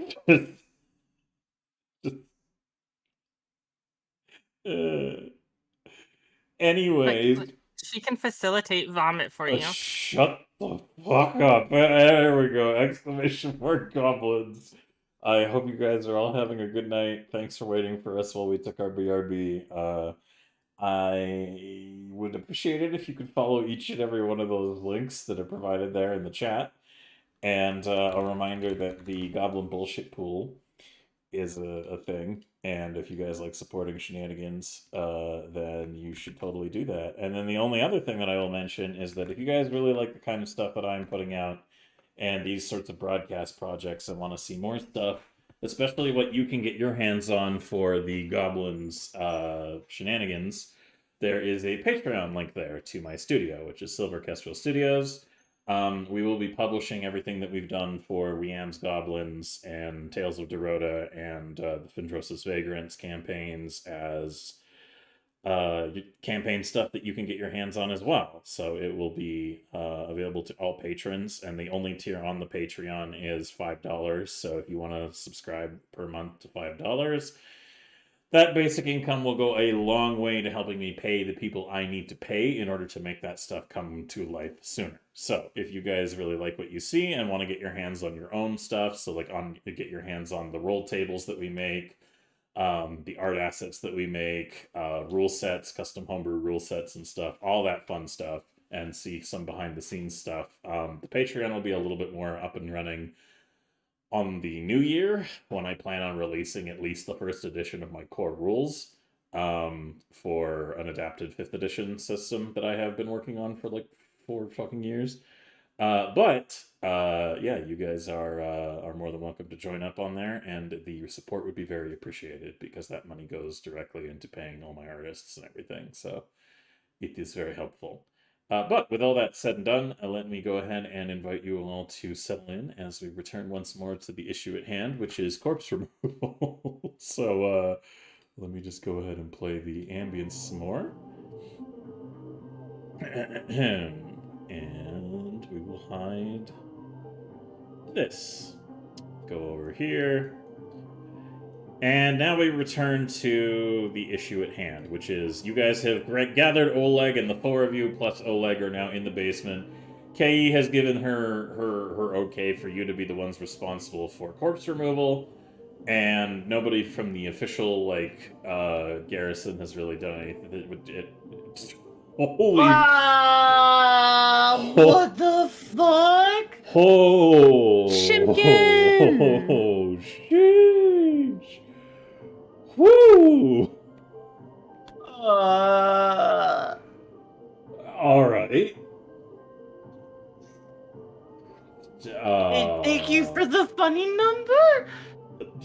Yeah, thanks for the 69 subs to Effie the Cat's channel. That is very kind of you. We very much so appreciate that, Chimkins. What the fuck is that's like times 69. That's 27. I was saying it a bunch, but I was muted. That's 78 point. Or wait, no, that's 27 points. yeah, 27 points. Thank you. You're welcome. All right. God damn. 27. All right, we are right on the 200 line. Amazing. Congratulations. We're almost Thank halfway you. there to the Shit. pizza party. What What was the special thing that happened at 200? We hadn't figured it out yet because I didn't expect us to hit that mark tonight. Well, now we're here. What the hell? Well, we'll address that later on down the line, but thank you for doing that, Chimkins. We really appreciate that. Your support Holy. is very, very, very welcome. So thank you. We appreciate you. You solid. You glorious. You beautiful. Settle in as you watch our trusty goblins try to figure out what the fuck to do with this dead guy. Jimkins is a beautiful, wonderful lady. Thank you. Mm-hmm. Holy shit. Yes, Well, madam. okay. Thank you. We appreciate you. Thank you very much, Shimkins. Brain hurt. Don't you start crying. Aw. Don't you start No, crying because I'm I'll gonna be start okay. crying for you. I'm I alright. swear I know. will. I'm trying not to. Just shh, don't. Stop it. I hate that you know that's what I was trying not to do. Just don't. Effie, I know you long enough to understand what your voice does when you're about to cry. No. Oh my goodness. All right. Well, while Effie tries to keep her shit together, we are going to resume the session with yet another thank you, Chim, for that. We appreciate you. You're golden and you're beautiful too. You're breathtaking. Anyways, so the four of you, along with Oleg, stand around the corpse of Ludric, which is still smelling of burnt hair and flesh, and has now begun the process of what all corpses do when left to their own, which I won't go into detail over. So before you guys end up heading out to your home, what do you want to do to dispose of this corpse? Can we We're put gonna in bring it Jenica's with tail? us. Is there a wheelbarrow we can borrow or rent? Just Jenica's tail, like every I other would like corpse. to decorate this body using my fantastic disguising spell. So we can bring it with us back to the estate. Pardon me, but are you suggesting that you magically weakened at Bernie's this dead man out of the building? I'm going to use tweak appearance, Taxidermy! yes, and make So you know- make this body look like an actual person that's just super drunk that we are taking with us. Oh my So you know all those spools of thread Oh, that no. you never think I'll find No, anything for. There Yeah, we go. I'm going to make a quick rigging system. I'm going to go take one of the boards off one of these boxes, and I'm gonna stick it in the back of this man's shirt, or back into him one way or another. It's going in behind him, and I'm gonna use that system to be able to pull his strings, so to speak. I am aiding in the weekend at Bernie's. And on top of this, to make sure people don't Because it has to fully, get worse. I'm going to juggle the entire trip back so people aren't paying attention.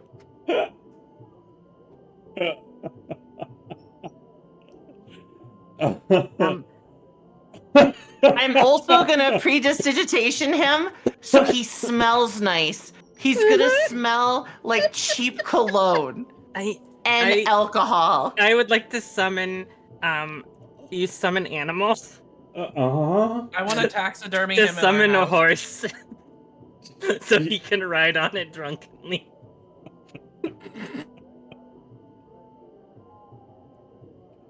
No, we're scared of horses. We're goblins. I'll summon. Yeah. What's another? You could summon a donkey. Donkeys are Or summon a like donkey. Yeah, They're summon the rabbit horses. cows. Yeah, that's the Yeah. rabbit cows. Yeah, the yeah. rabbit cow. Yeah. Wait. Yeah. Um, They kind of like prop him on That's it, and then the just like smell of use the Uncle pull Mike. strings to like set up his his movements. Uncle It's Mike patchouli. Uncle Mike had a long night at the Pixie's Kitten, and his 4 grandchildren are going to bring him home. Oh my god. Oh, okay. Summon the donk. And Dixie, is there anything else you want to add into this mix of silly bullshit? You have some magic. Dixie? See. I'm looking through my spells right now. Oh. I'm gonna leave it for now and just kind of come with, but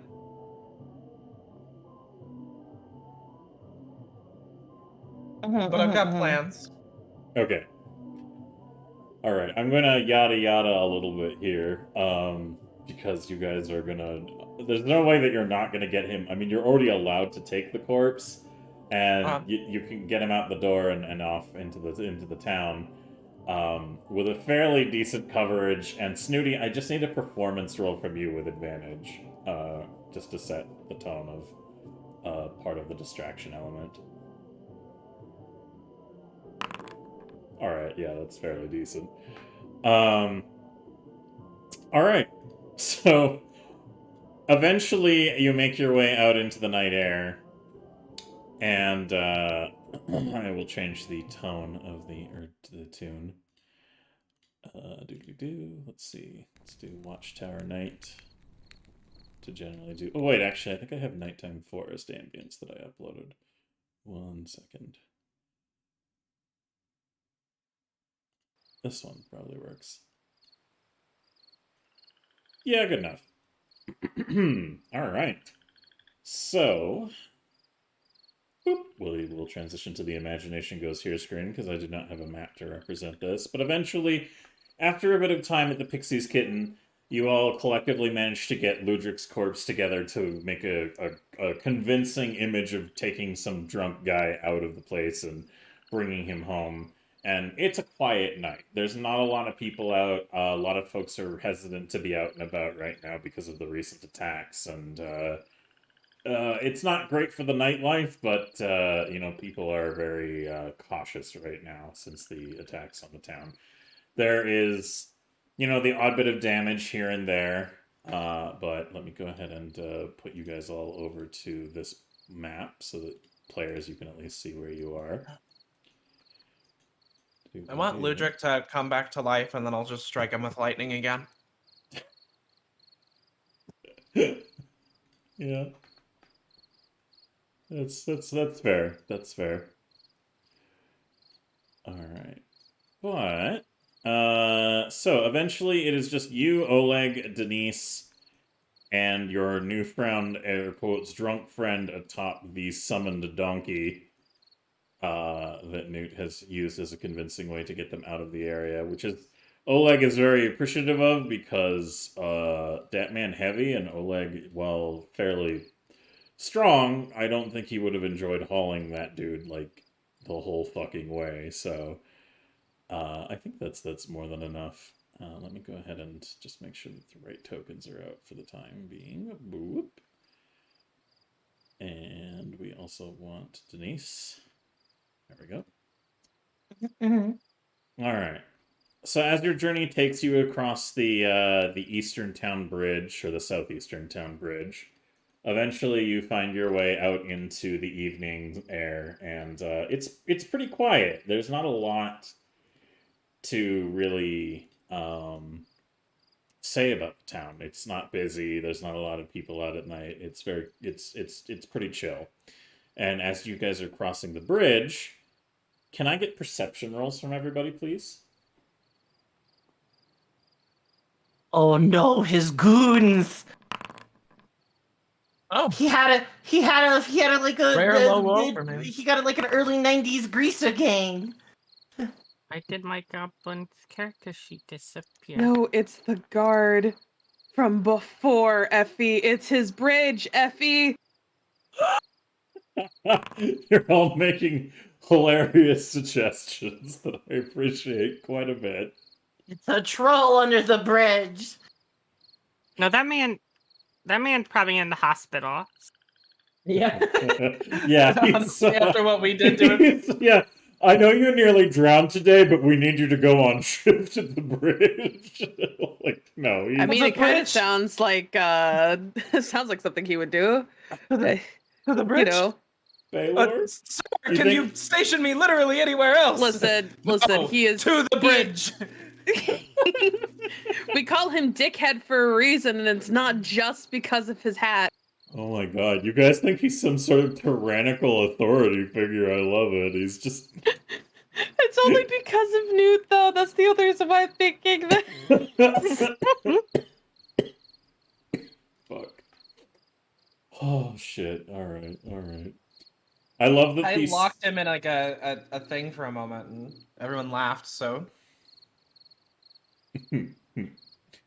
Alright. As you make your way out into the evening air, there's only some faint, distant sounds of the forest as you make your way across the bridge and onto the Schooner Gulch Road, heading up towards the more affluent area of Sandpoint, which hosts... where we live, obviously. Mm-hmm. Oh, fancy Of bitches. course. Yes.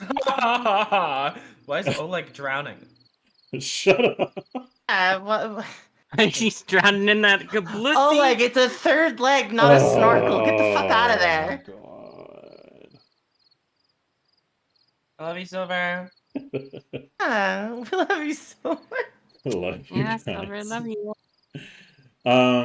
So as you're walking along, also I forgot to tell you all that you each earned 30 experience for the successful oil wrestling evening. Yes. More. Whoa, you said 30? Yeah, each of you earns 30 30. Nice. experience. I Hell kind yeah. of carried, right? So like, That is true. She did kind of carry. Yeah, if Dixie wants to catch up to your kill count XP, Desi, she's gonna need to start dropping a lot more random killings. Yo, look, I don't even mean to. I just listen. As it turns out, most hostile situations can be fixed with a bomb.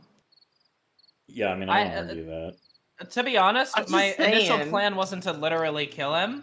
I was just like, if he dies, he dies, but I'm just gonna roll for it. And then You he rolled didn't a crit one, and guess Yeah, what? you Not didn't my expect fault. to crit him, which is totally understandable. Not my fault. I didn't sit down and say I'm gonna. Well, don't I mean, I did think say I that's was how gonna that murder works, someone though. Like, today, if you but- shoot a person, you're like, I didn't expect to kill him. Just maim him. I don't think that lets you off the hook anymore. I mean, it's the truth, though. Look, there's a difference between attempt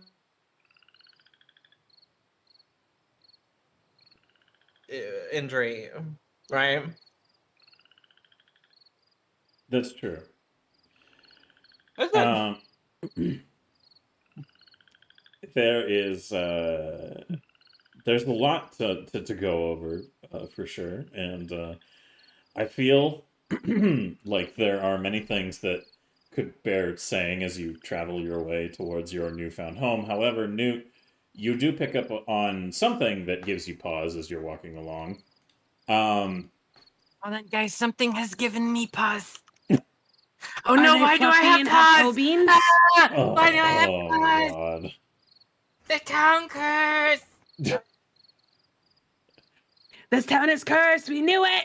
Everyone seems a little preoccupied with their travels out along the road, eager to get home and keeping up the appearance of the drunk man who they are carrying with them, air quotes, atop the donkey. But, oh Does Newt have pause?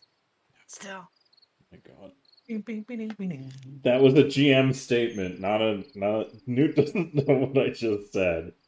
Newt hears giant metal bird in sky though. Oh my god. It's true, we did make it canon that Newt can break the fourth wall Oh, every so Yeah. often. fuck's sakes. Alright, fine. Congratulations. You have paws now. Are you happy? Nice. Ah, I have paused the town curse. How do you all want to react I to knew Duke's this new town hands? was cursed. I mean, basically at this point, with feet swapping with hands and turning colors and all this other shit, Desi's gonna stop, look at Newt, and just be like, Yeah, it's just probably going to fix itself in like an hour or so. Don't worry. Newt, you briefly realize that these are the paws of the goblin dog form that you take, and it's probably just a malfunction on your part of letting your mind wander too much. No, it's You're the a town much curse. better DM than I, because I would have just been, you have paws for the rest of the game. Fuck you. I was tempted. It's the town curse. It's okay. Newt, there is a priority that takes precedence over this issue, though. Okay. What's the priorities? I'm not a big fan of tea, but I will take the priority. Newt, as you walk along in the dark, very little light to your name as you're all progressing along, one lit lantern amongst you kind of guiding your way towards the Scarnetti Manor. You can hear the distant sound of flapping wings and the kind of light. Well, the best way to describe it is the kind of neighing and nasal expulsions that a horse makes. Oh no! Ah. Horse! Horse, horse. Horse! No, horse! Did Where's a horse, horse? like, kill your family or something? Horses are evil. They are the devil. The horse is like, Horses eat goblins. Tessa, What? what was that roll for? to see if I can see where the fucking flying horse is. Hold on. I'm holding. What am I holding on Flying for? horse. Why is it not working? Oh, there we go. Oh yeah, their mouths are way too small to eat us, I think. That's why they chew you first. They chew you. They rip you to pieces with their sharp teeth. There's a whole song Look, about horses. horses And will how put anything and scary. anyone in their mouth. Nasty breath and nasty feet. Trample goblins in the peat. Big square teeth and he can fight. Kill a goblin with a bite. Cannot kill him with brute force. Oh, how we hate the horse. Sneaky in the stall. See him standing oh so tall. Pull him tail and twist him mane. See him spit and twist in pain. Run and run, scramble, race. Lead him on a merry chase. He not see the cliff that night. Goblins eat until daylight. Tasty meat, of course. Oh, how we love the taste of horse. We hate horse.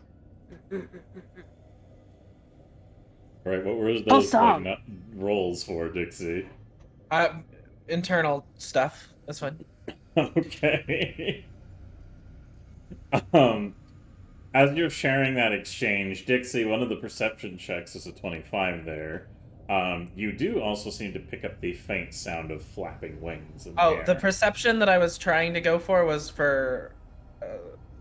that was for how I was responding with dialogue-wise. That's fair, but you still, with a high enough roll, can pick up ambient elements. Okay. So now, Dixie, you're fully aware of the sound of flapping leathery wings. And Newt, you are as well, and the occasional bray of a horse can be heard in the distance. It's hard to pick out, and Snooty and Desi, you're both very panicky about the mentioning of a horse, but you haven't really heard anything. I scared. Oleg, hold me! Jumps on Oleg. I'm also gonna jump on Oleg.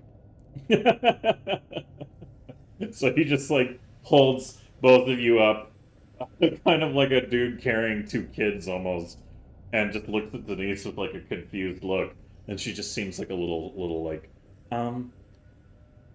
so I gather you don't like horses then? I just sang It's a not a whole horse. song about it. It's not a horse. Wait, do horses have wings? Scary ones do. Generally, horses don't have wings, no. They don't? No, that... She looks a Oh. little What the hell is confused, that?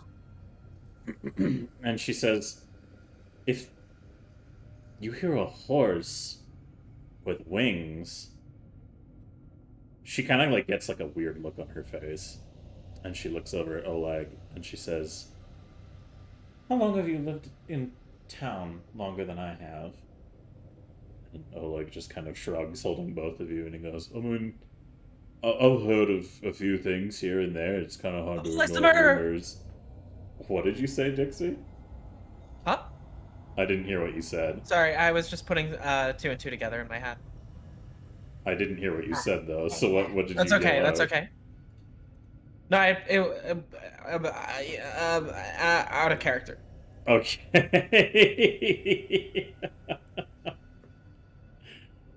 Huh. So, there's like a bit of an exchange of looks, and Denise goes, are you thinking what I'm thinking? And Oleg just kind of nods his head and says, yeah, but it's just a story, right? It's not, it couldn't be true. Does anyone want to, like... Okay, I respond? don't like this vague responses back and forth.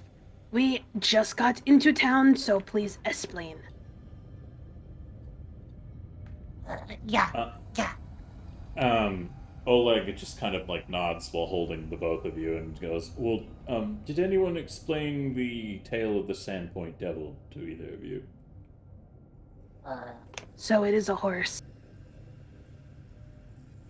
Well, yes, and no. See, horses are the devil. Yeah. Pretty Mr. Green, Oh that my horses gosh. are the devil. Desi, that means Oh. Gobby was right. I mean, Boggy Who's was right. Gabby? Who's Boggy? Boggy. A brave soul. Bucky Oleg. was a brave soul, yes.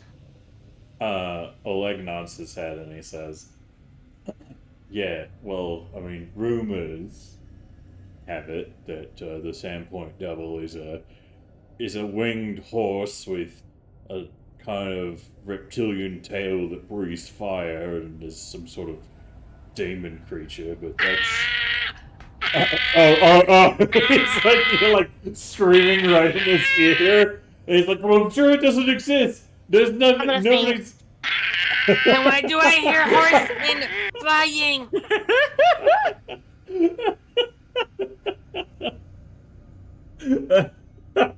It exists. Ah, hold me. Jumps up into Oleg's arms.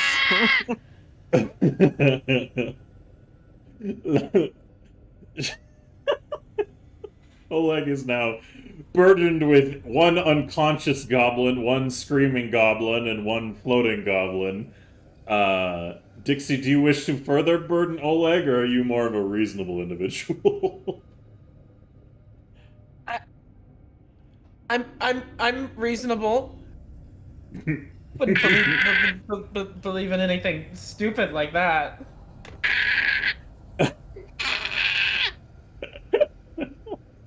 So Oleg is like trying to shield his ear from your screaming Snooty, but he just kind of turns to you for a second and he doesn't know what to do just to quiet you, so he just puts his mouth on your nose like, oh!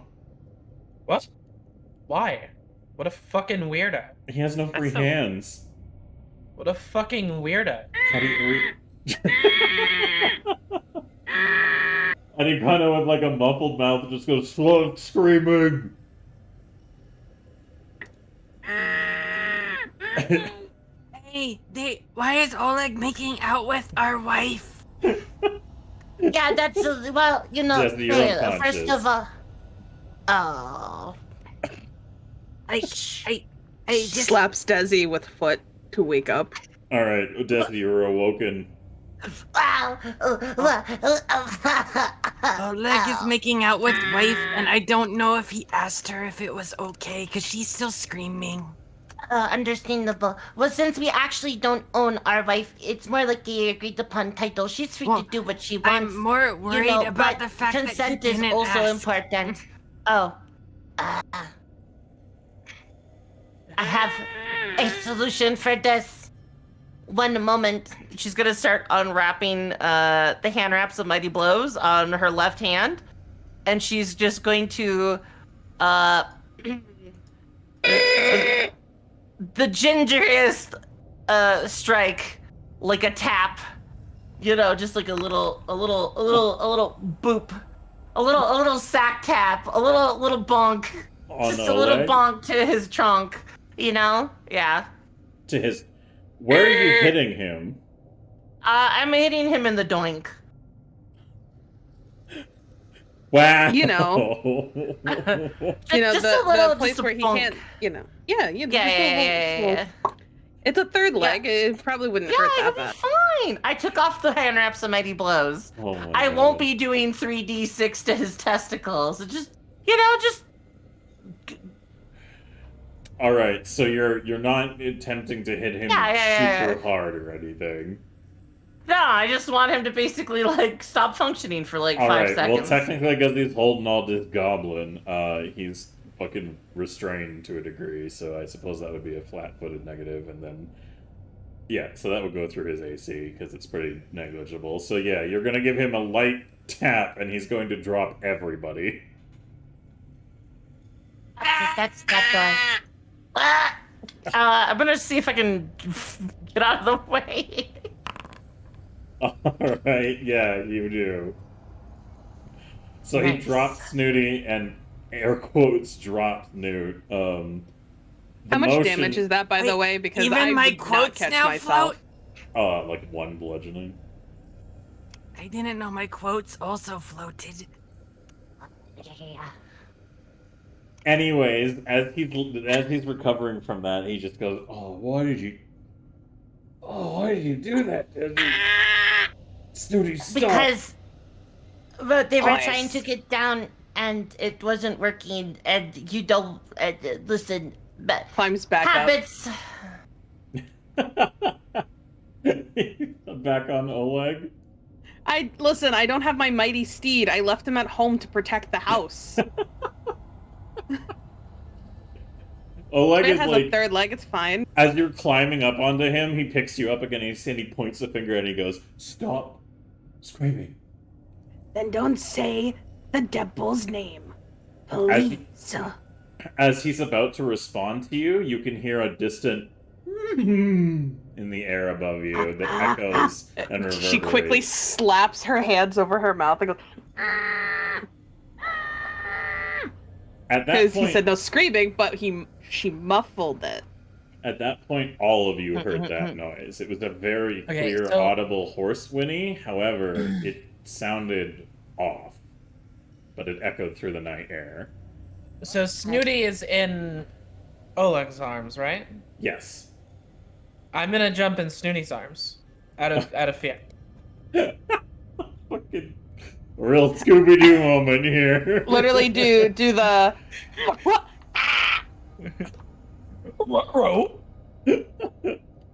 like Zoinks. I'm gonna give Oleg a fortitude save, just to see if he can endure. He barely manages to keep you guys in his arms. He's just kind of I weigh like 25 pounds. Yeah, it wasn't gonna be a hard DC. I just wanted to know if he crit failed it or not.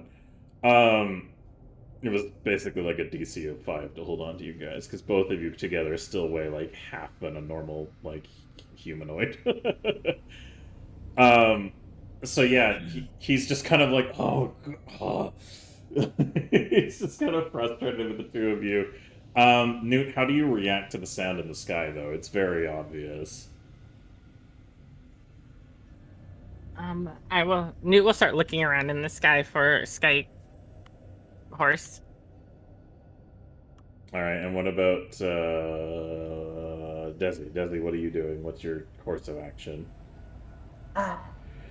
Yeah, I'm going to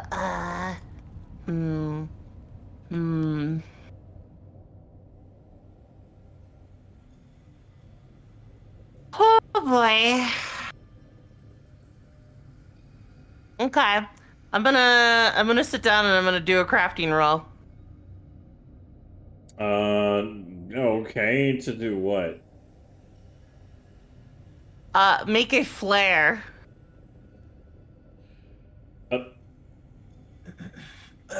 You do know you possess fireworks, right? Yes, but I would like to make a flare. Oh, okay. Go ahead. Okay. Have a good night, Hobbs. Yeah. Good night, Hobbs. Do I make a flare? Yes, you make a flare. What is Excellent. What is your intent with said flare? Do you name the flare? Uh, I have a suggestion. oh yeah, okay. What is the suggestion? I think his name should be Rick. Ric Flair. Got that. Okay, that is a good name. A good my strong name. God. Yeah, sounds like somebody that would win a lot of belts or something. Anyway, I'm gonna load that flare into my alchemical crossbow. Okay. I'm just gonna. How close was that name? It's hard to pinpoint the exact location. It sounds like it's flying a fair distance in the air above you.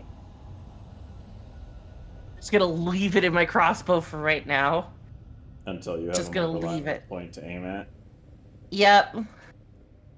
Alright. However, now that everybody has heard this noise, Denise looks a little rattled and she says, maybe we should hurry to your new property?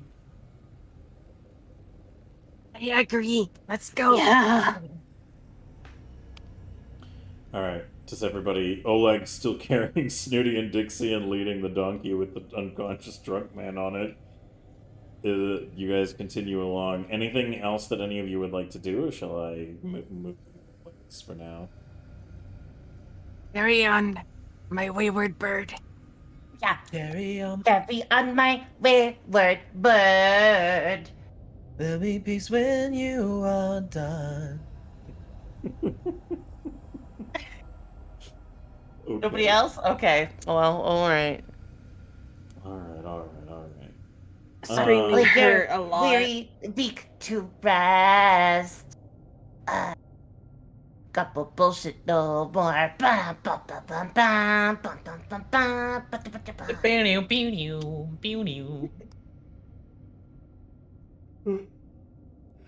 Oh my goodness. Alright. Yeah, so as you are walking along, eventually you don't really hear the sound all that much until you reach the bridge of Boggy Creek that leads across towards the manors on the hill. As you reach the bridge, you hear the distant sound of what appears to be rapidly accelerating horse hooves. It's like a loud galloping behind you along the road. However, you don't see anything. How do you guys want to We should pick up our pace. Yeah. Go a little faster. How faster is a little faster? Must go faster, must go faster. Must go faster. Must go faster. I am fast as fuck, bird. Yeah. Yeah. Alright, fair enough. So, as you guys increase your speed, does anyone have anything they would like to be doing at this time, or are you guys all just kind of picking up the pace and getting over there as fast as possible? Trying not to scream anymore because I think I destroyed my fucking throat screaming. Okay. I can respect that. Alright, yeah, so after spending a bit of time charging your way through the road of Schooner Gulch Road, which is surprisingly well maintained, despite only leading up to like 4 houses. It is a nicer part of the area, so of course they are in a nicer area. As you continue along, you can hear the hooves still behind you. They aren't getting closer, but they still are loud. Like you can hear it, like the sound of like an approaching horse. And there's the flapping of wings and the occasional kind of like guffaw of a horse, like a neighing that fills the air. And as you are continuing to increase your speed, does anyone want to do anything else, or are you all just hurrying your ass to the manor? Must go faster. Must go faster. Must go faster. Alright. Okay, so eventually, you all. 1 second. I'm going to make sure that these are all in the right location before I do anything else. Whoop. And it's important for me to select this button. Okay, Foundry, I'm gonna need you to cooperate here real quick, thanks. Bruh.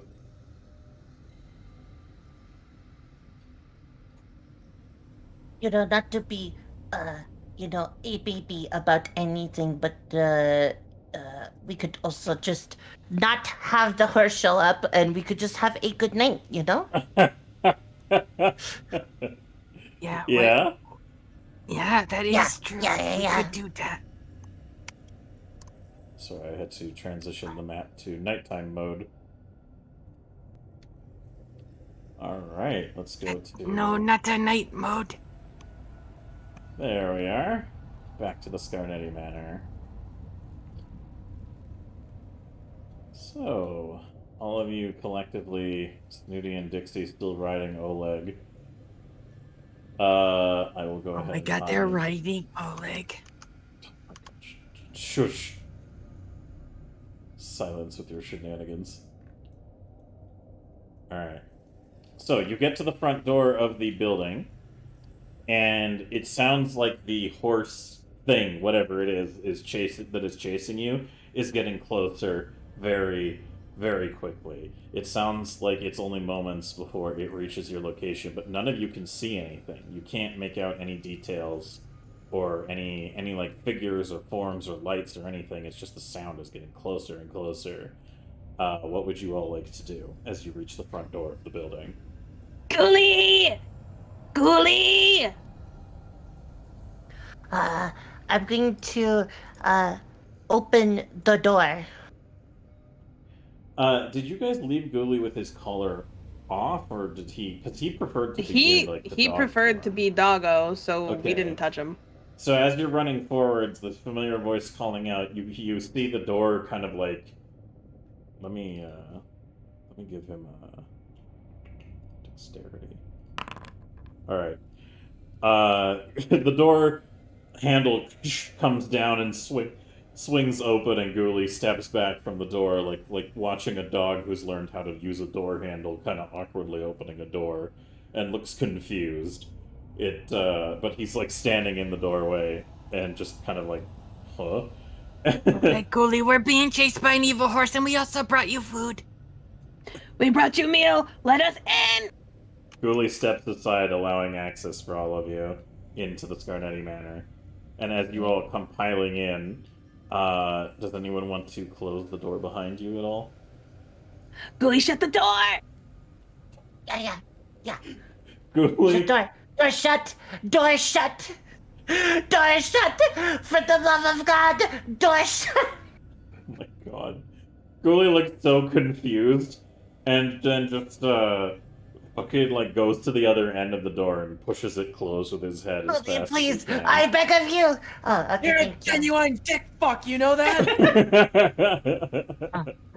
Oh my god, we're dead! Grenade! As you look, as as you look towards the door, and the door is closed, there is a moment of pause where you all Not sort of- again! Oh my god, shut up. We're going to die. There's a quiet moment in the night as all of you just sit in there's the ticking of a clock, a hall clock in the manor that is still there, and the quiet interior volume of the space. And for a moment it is silent. Everything is pretty calm and peaceful. It is just a quiet night here in your new home, and everybody is just sitting around looking at each other. Does anyone want to do or say anything? That was weird. Yeah, that was really strange. Ghoulie, we brought you food. Good. Good thing horses do not know how to open doors. Whew. Yeah, that's pretty good. Suddenly, you hear banging against the door, and the loud impact of some large creature smashes into the front door of the manor. You hear braying and the slight emanation of light underneath the crack of the door as it impacts the door once more. What would you all like to do? I want to take. Newt, I have What? idea. What? Tree in front of door, block the door with tree. Okay. Tree friend, go! All right, you summon... Outside the door! Do you attempt to summon your tree friend on the exterior of the door? Yes. Alright. So, you summon forth the tree friend spell that you have, and there is a creaking, cracking sound as the stones outside are ripped apart from the growth of a tree from below, as it kind of intertwines across the entryway of the door. And there's a bit of a tussle you can hear as you just hear, like, wild braying and the thwack thud of branches. Eventually the sound dissipates, and for a moment you have a bit of a silence that you're able to draw a reprieve from before the window to your south shatters as two hooves smash in the door, or in the window. I'm gonna shoot my glass flare at it. everywhere. You're gonna fire the flare through the window? Yep. Alright, I want you to give me... Did Dixie, that add, do your like, an murder actual thing. item to your inventory? Yeah. Okay, roll for the flare fire then, please. Okay. I'm just gonna use that just because. Yeah, here we go. Go, fire! Choom. Gobble bullshit, go! Alright. Go ahead and reroll. Hey! Well done!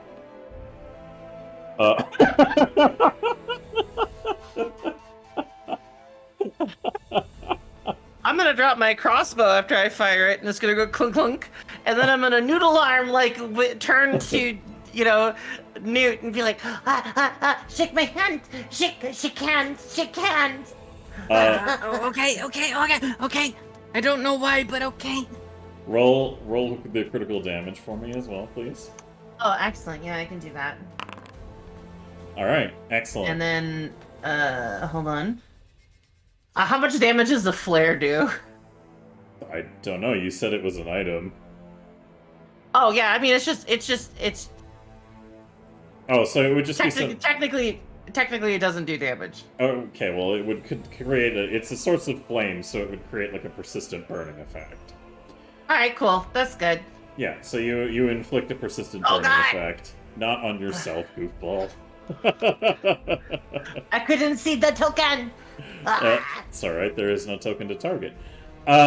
So, as you fire the so you go to level your crossbow towards the window, and suddenly your arms give way. They drop the crossbow, and as it smacks into the ground, it fires a lucky shot right through the window, and you hear the impact and screeching as the reeling back creature moves away from the window, and all you can hear outside is the sound of thudding on the walls of angry hooves and shrieking hoarse noises. So, Newt, you go ahead and shake Desi's hand, yes? Yes. All right. As soon as you begin to shake Desi's hands, Desi, you are able to summon forth the functionality of your arms once more. I'm gonna immediately hug on to be like, I was so scared. The curse! Meanwhile, Snooty, what is your The course horse of stole my action? arms. Let me see here. Ba, ba, ba, ba, ba. Ba, ba, ba, ba, ba. Is the door fully open? I just want to double check that. No, Sorry, the my door audio is was going closed. in and out. The door is closed and it is covered by a tree on the exterior. Oh, okay. Not much I can really do. I guess I just ready my barf stick. All right. So the horse, or whatever it is now pounding on the walls, and you can hear it kind of moving and flapping and impacting parts of the building. And there is a moment where Ghoulie is just kind of like, hold on. Ghoulie, if you go Uh-huh. out and get it, you get to eat it. Because it's still alive. Ghoulie? Ghoulie is not willing to jump out and just start attacking whatever the fuck is out there. But Ghoulie is also capable of their faculties enough to tell you, rather than just running away, Ghoulie just shakes their head like a "are you fucking kidding me" kind of reaction and starts to back Okay, up well, at the I door. tried. Listen, I tried, Ghoulie. I tried to make you, like, the hero, and it's fine. Just throw away your pet. So as this is going on, Dixie, what about you? What do you want to do as you're sitting on Snooty and Oleg? Waiting for that door to open. Spell readied. Alright.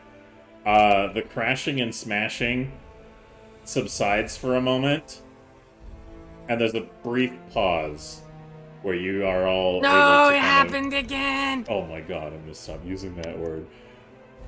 Alright, so you're collectively here together and you have a moment to breathe, and Denise is terrified. She is, like, completely panicking. She has no idea what to do about this situation. Oleg is just kind of like, well, you know what? Hey, Denise. She looks at you and goes, what? Welcome to the house tour. This is the entrance room. There's windows and doors that can be easily broken down. And then further down the hall, let's like start pointing away and like mumbling off. Oleg looks at you, Snooty, and he goes, "Is there a basement or like an internal room? Anywhere we can go?" Oh, I mean, there's I'm trying to remember the room that's down here. What can I roll to see if I remember how many windows are for there?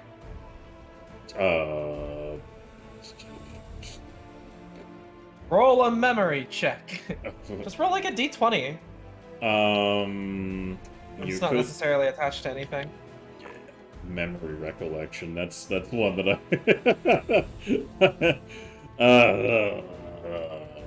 Just roll a d20. It would probably be like off of your wisdom. I don't know what pens into that from the stats you could roll. So yeah, just roll a slash d20 and add your -1.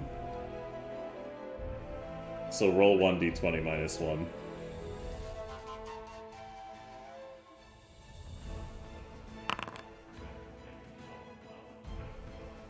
Yeah, just despite your terrible stats, you do recall that there is 1, 2, 3, 4, 5, 6, 7, 8, 9, 10, 11, 12 or so windows, but they are smaller than the most of the windows around. I don't know how many is that many. Okay, but So you remember Snooty there's a is- lot of windows in that room. Okay, that's what I wanted to know, if she remembers if there's a lot of Yes. windows or not. Yeah.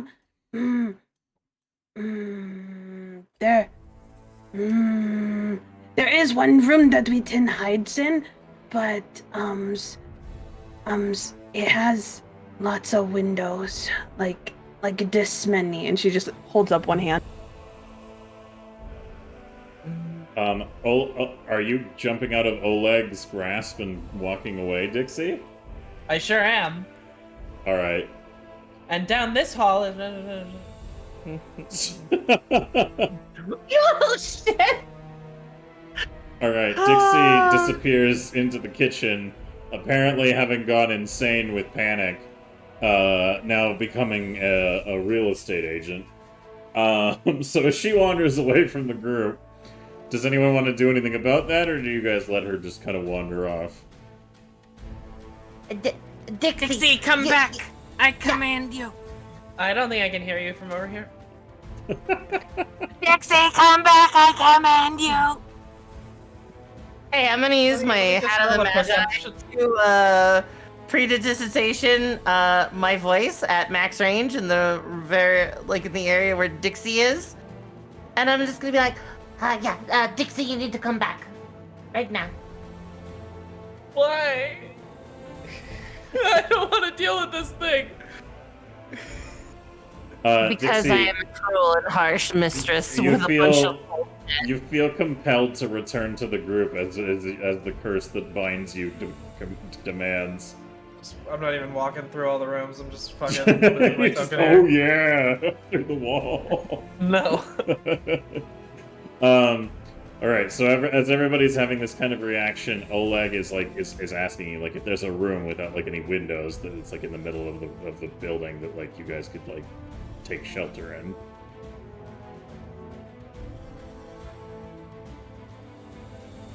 I don't know. I found one, but they ruined everything. I think if we hide, it's just going to get worse. I don't think it's going to leave us alone. As you say that, Desi, the roof above the area of the entry here, two hooves just come crashing through the top of the roof. No, our house! And start annihilating parts of the roof. As Newt's gonna climb out the window.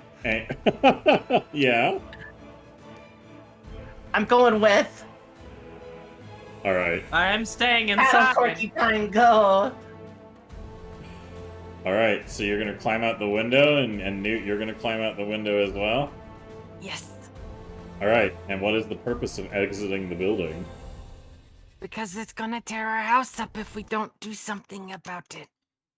Yeah, I just got this house and I am going to. Listen, I will fucking invent Elmer's glue in this goddamn universe, motherfucker. You take your two horse. What bills do you pay to put hoof holes into my ceiling, you fucking thoroughbred looking ass? You goddamn Elmer glue project. I'm gonna stick macaroni on you. Alright. All right, I'm panicking. Okay, and where are you going, Dixie, as a result of the panic? Oh no! Right side of your screen. She's hitting it with a thunderbolt. Yeah, she's hitting the horse with a thunderbolt. So you're just panic. aiming through the holes that are being opened into the roof? I actually looked at it. It doesn't say I need line of sight. It says they just need to be within 60 feet. Alright, fair enough. Yeah. You call it down, and I will save you the element of the reflex saving throw. You can just roll damage for me, please. Alright, nice. It's pretty good. And we get to triple that, right? Because of how cool I am. And how well composed and calm I am. You call down a dash of electrical energy that smashes into the area, and whatever you were targeting there, it seems to pass through it completely and strike into the top of the roof of the building. I needed a roll from chat to see if it causes any fire damage also to spread. So exclamation mark D20, please, from somebody in chat, if you don't mind. Okay. All right. Perfect. So as you come out, let me go ahead and... Was it this one? Yeah. All right. So exiting out of the house and looking up over the building. What was the fortitude saving throw for, Dixie? See if I would faint. Oh, okay. You still stand That was my last strong. year's. With the 11 from chat, there is no lasting damage other than just another explosion into the roof of the house. Newt and Desi, as the two of you exit out into the area, you'll need to move a little further away from the entrance to see what's above that space. Would you like to do so? Yes. Yes. All right. Let me go ahead and do this. There we go. All right. So as the two of you, there's an element I would like rolls for perception rolls, please, from both of you as you move back to kind of get a better assessment of what's flying over the entryway of the building.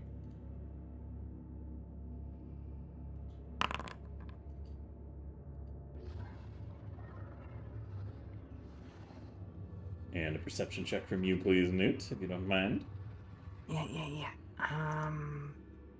Oop. There we go. Desi, do you want to keep that roll before I tell you anything? Yeah, I'll keep it. Okay.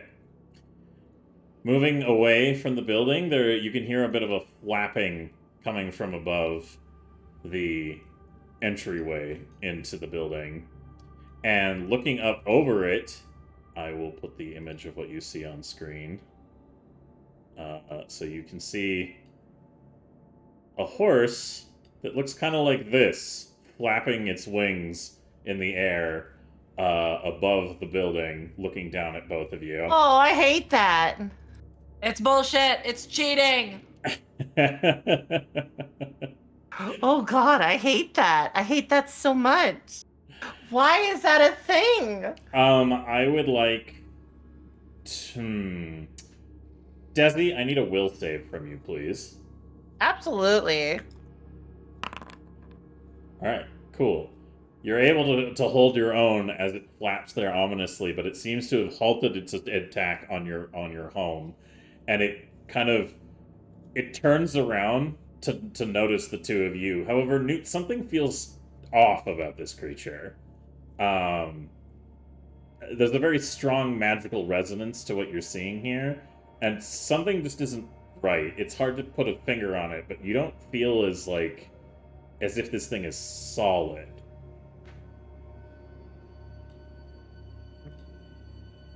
Got it. You don't feel compelled to roll a will save. However, as it turns around and looks at you, it lets out more horrible demonic braying noises and fire shoots from its mouth. The two of you stand firm, but Newt, you feel like something's off about this thing. So how would you like to proceed? It hasn't attacked you, but it is now hovering above the doorway, or above the entryway of the building. Excuse me, Mr. Flying Scary Horse. Can you come down here? There is like a moment where there's sort of like a pause from the creature. Desi, do you have anything you want to add, or are you letting Newt take the reins? I would like to look at Newt like she's a crazy lady. I would like to spend my next action staring at Newt like she's a crazy lady, and then for my third action, I'd like to look at the horse, being like, "Do you see what I have to put up with?" The creature takes to the air, hovering maybe about 10 feet above the entryway of the manor, and it just kind of like regards both of you with a very sinister look on its face and lets out a loud kind of shrieking whinny. I can do that too. And Newt will yell her best impression of a whinny. Give me a performance roll, Newt. Do I have performance? I do have performance. Hey, it's not terrible. It's not great, but like it is like an approximation of the sound to the best of what you can do with your mouth, which is not amazing, but it gets the point across. Now get down here now. Desi, you're kind of like, holy fuck, like stop provoking the terrifying flying horse creature. Oh yeah, Like, absolutely. Go ahead. I am just like, I'm so flabbergasted. I'm just gonna sit here with my jaw basically on the ground, and I'm just gonna look at the horse, and then fucking Newt, and then the horse, and I'm just gonna be like, I don't understand what's going on, but I'm pretty sure this is madness. Snooty, meanwhile, as this is going on, what are you doing? Sorry, I'm having really weird mic issues. While this is going on, Snooty's trying to think of different places for everyone to hide. And Dixie, what are you doing? Panicking. Screaming. Alright. The world is ending right now, and I am going to die. Ghoulie is sniffing at the dead guy on the donkey, which I assume would have dissipated when you reached the place. Yes, you would have desummoned it, Newt. Yeah, probably. You probably wouldn't have been able to sustain it and summon that tree at the same time. So Ghoulie is like, there's the dead guy lying on the floor, and Ghoulie's just like doing like a, I wonder if anybody would mind if I, kind of like appearance to it, but has so far not helped himself. But Denise is panicking, and Dixie is panicking, and Oleg is just like, he rushes up to you, Snooty, and he says, "Is there any? Do you know any rooms without windows in this building?" Oh, maybe this way? And she starts going over here to check to see if there's anything over here. And then there's also this over here. She didn't really check the whole house, remember? She kind of was just really infatuated by that painting hidden room. Yeah. So she's just gonna start like going through everything, trying to find things. Oleg is gonna pick Dixie up and grab Denise's hand and basically like haul them into the room. Dixie, do you like react to that, or are you basically like as you just get pulled along? I'm just going. I'm just going. You can't expect me to have a brain right now. Okay. Ghoulie briefly contemplates dragging the corpse, but then just goes and comes with the rest of you. Heading into this room, Snooty, you can see that it's an extra layer of exterior of the building, and there's no windows or other like access aside from 2 doors into this or 3 doors into this room. Do you wish to stay in this room, or do you have other ideas? I think she's gonna go through here and here, and then just start like opening doors and hoping that there's like something that seems a little bit more sturdy than just that room, because you never know. She's just like going around. I don't know where to go. Here, here, in this room.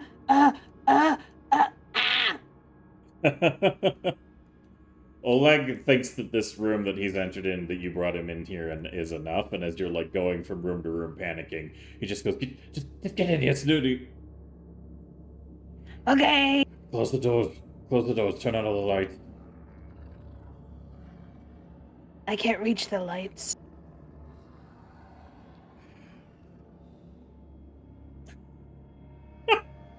All right. He'll put Dixie down and start extinguishing the lamps.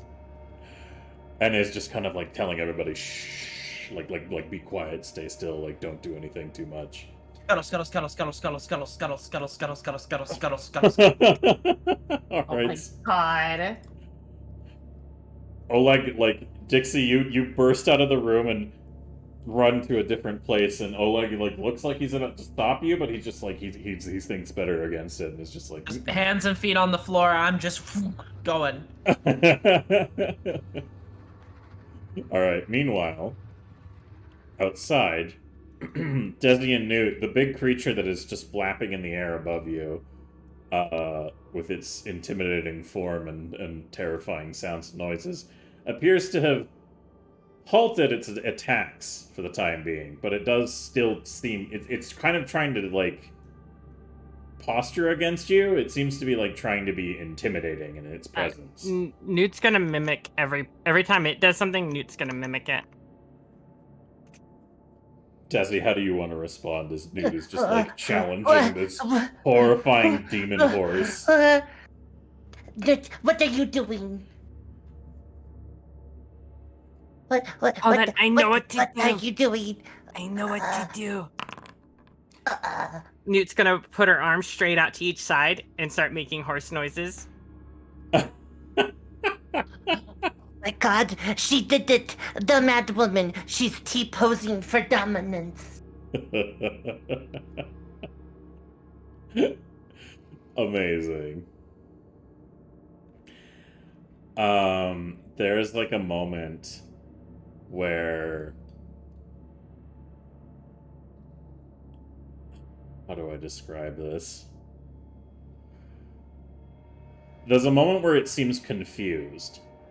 Like the monstrosity doesn't know what to make of your reaction to it. It was trying to intimidate you up until the point where you started doing that. Now it doesn't really know how to respond. It's still flapping there and being a sort of terrifying presence, but overall it just isn't really acting. Like, it's trying to intimidate you and trying to respond with, like, scary noises and actions, and Desi, you're like, oh my god, like, what is happening? And Newt, you're like, something's off about this thing, and I'm not afraid of it anymore, so you're, like, trying to face it down, more or less. And eventually, it just kind of flaps there a little bit, looking a little incensed. And as you watch, it flaps its wings with a mighty gust of wind and heads directly into the sky at a very fast pace. Yeah, and don't come back! I want both of you to give me perception rolls, please.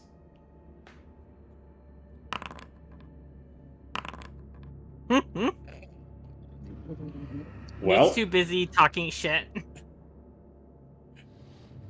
Desi, do you want to keep that, or are you, Oh, bullshit, go. Okay. Yes! Such a better roll. I love it. There you go. You can enjoy that one.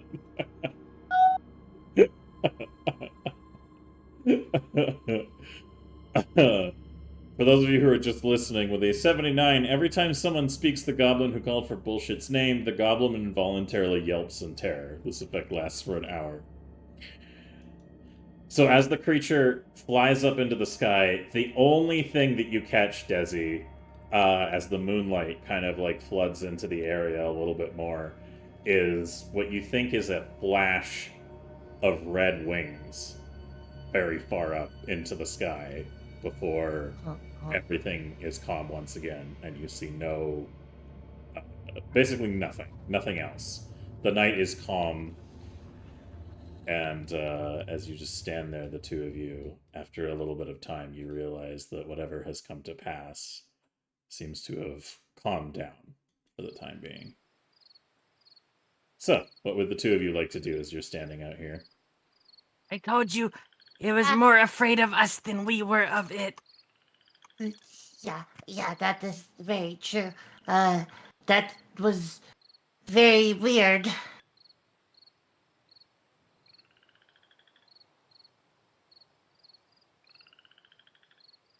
I guess we go back inside? Yeah, we should tell them that the big horse is gone. Yeah. Desi, let's go. What's wrong, Desi? Why are you screaming? Desi, what's wrong? Desi! Desi, talk to me! I'm worried about you, Desi! I am not trying to do this on purpose. I think it is the curse. No, not the curse! Alright. Meanwhile, are you guys going to go inside and find your compatriots, or? Yeah. Go tell them that I chased off. And he's gonna probably just stroll into whatever room they're in once we find. Which, we can roleplay looking for them if you want, or just, we wander until we find them. Whatever you want to do. I want to know where. So you enter into the building, and Desi, where do you go first? I'm going to go into the main room and be like, guys, hello, is anybody home? It went away. We're good. Snooty! Ah! Snooty, Snooty! You hear Newt's calling of your name, and do you open the door to investigate? Oh yeah, no, she just slams the doors open. Snooty, I chased it off. I showed dominance and it flew away scared. The wonderful reunion of all these 3 wives. It's a beautiful sight. Desi! Newt! Desi! Desi's really scared right now for some Desi. reason. I don't know why. She This keeps is fun. screaming. Desi! Stop it. No, but it's fun though. Desi! Desi! Desi! Desi! Desi!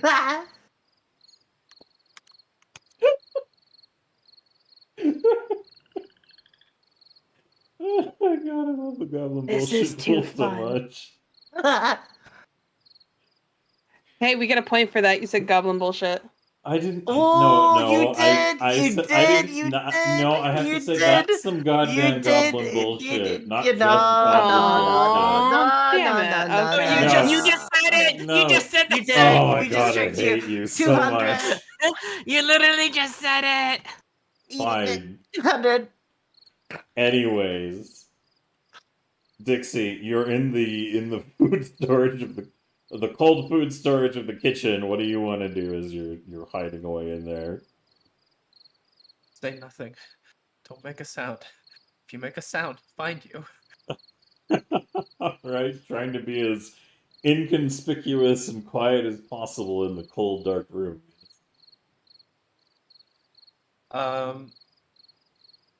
And then I fell asleep. Oh. Alright. Eventually, as you guys continue your shrieky goofery, Denise leans out and goes, Is it gone? Yeah, I asserted dominance and chased it off.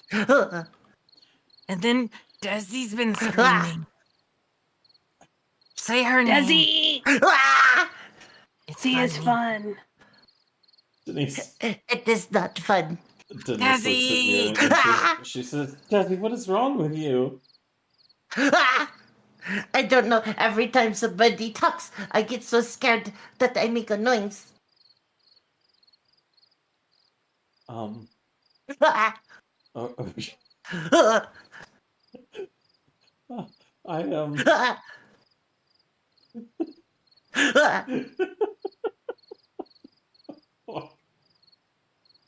Oh my Isn't it god, only it's gone every beyond time her they say name. your name? It's now anytime someone talks. I can't tell if she's just brute forcing it now in the hopes it'll end earlier. Or... It's an interesting strategy, Cotton. Let's see if it pays off.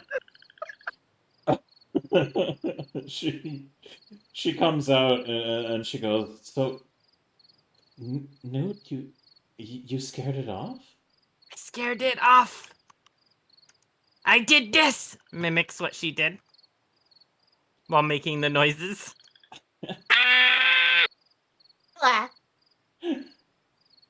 Oh, I'm wait, sorry, it's just sorry. you, Newt. Yeah, I was just showing how I scared off the giant flying thing. Oh, okay. Didn't mean to scare you, Snooty. I am so sorry. Desi, stop it! You gave me real scare. I Desi, can't stop. I can't stop it. Denise It walks is over. involuntary. She walks over and she puts her arms around you and holds you close, Desi. And she just kind of goes like, "Okay, all right, it's all right. It's gone now. It's gone now. You're okay."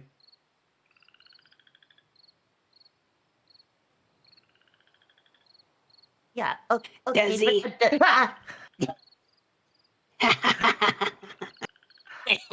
Desi! This Oh my is God, they're porcupine abuse. Sorry, Desi. It's just kind of I fun. am a It's battered kind of funny, gobble Desi. wife. I am a battered gobble wife. No, you're not a battered couple. You're a lovely, beautiful Desi.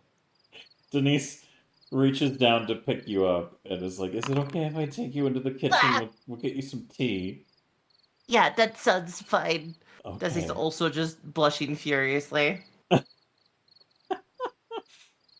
She picks you up and starts going towards the kitchen. And she said, Snooty, Newt, can you make sure that that thing isn't going to come back and maybe cover up some of these holes? Ghoulie! Quickly, like, out the door. We will. Listen, Ghoulie. Hops on back. All right, let's go. A good goblin wolf rider is never without her wolf. Correct. All right. So you guys reconvene at this spot, and Oleg just kind of like comes out. He looks a little like he's looking around real paranoid, like wondering why it's so much quieter now. And he comes over, and Denise just kind of like holding Desi is like, I'm gonna go see if I can put together some tea for everybody, and then we can all sit together and just recover from tonight. And Oleg just like nods his head and goes over to them and says, "Do you need any help with the repairs?" Yes, please. Yeah, we are not tall enough for some of these holes, so Oleg looks over and goes, "What's wrong with Desi?" every time we say her name, she go and it's funny. Watch, Desi. Desi. It is the Desi. Desi. It's funny. It's very funny. Desi. Hey, what's your favorite word, Desi? I feel like I'm gonna get the hiccups just from listening to you do that. Denise just kind of like gives a frowny look, just turns tail and walks with Desi over to the kitchen. So she goes, Hi, Desi.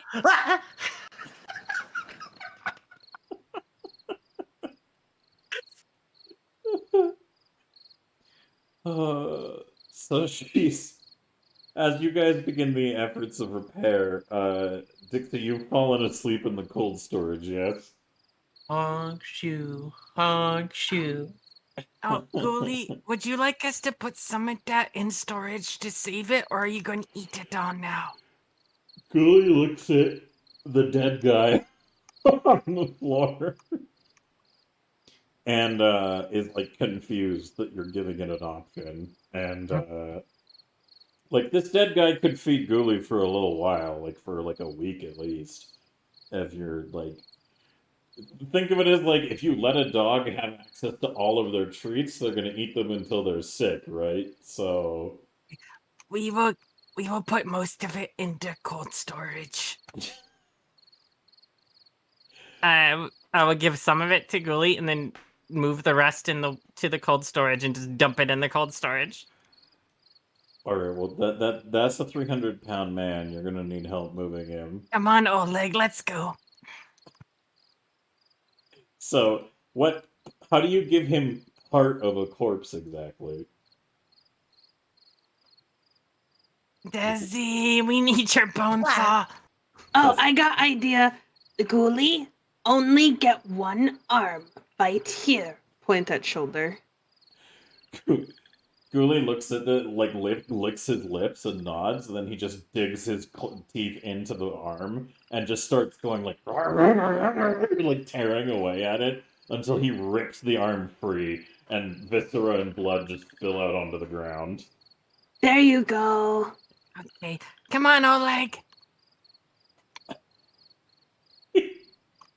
Oleg looks around a bit, and he sighs, and he sees actually no, there isn't one. He's looking around for like something that might make this a little easier, as blood is now coming out of the like open wound of this dead man onto the floor.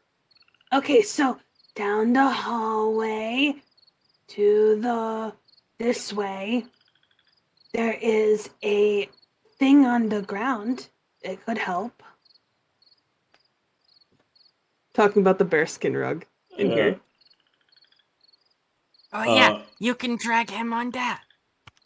Oleg nods and walks over here and opens the doors to the like sitting room and sees a bunch of like nice fur rugs, and he just kind of gives like an audible like sigh and picks one of them up off the ground and just drags it behind him, and then together with you, Newt, and Oleg, you manage to hop the guy onto the thing, and Oleg begins to like carry the dead dude, stands an arm into air quotes cold storage. So And then we'll just dump it into cold storage. Oh no, we're pulling a fucking Goonies on Dixie right now. Dixie, do you want to make a roll to see if you're awakened by the sound of Oleg bringing the dead guy in, or do you want to choose to fail that intentionally? I'll roll for it. Alright, give me a perception roll, please. Alright. Ah! You awaken as you hear the sound of the cold storage door opening, not knowing the resolution of the conflict, and for a brief moment you're startled as a corpse just into the room. I jump over the corpse and punch Oleg in the face. He might not even feel it. Yeah, give me an athletics roll for that whole process, please. Not acrobatics? Nope, athletics. So you want? Yeah.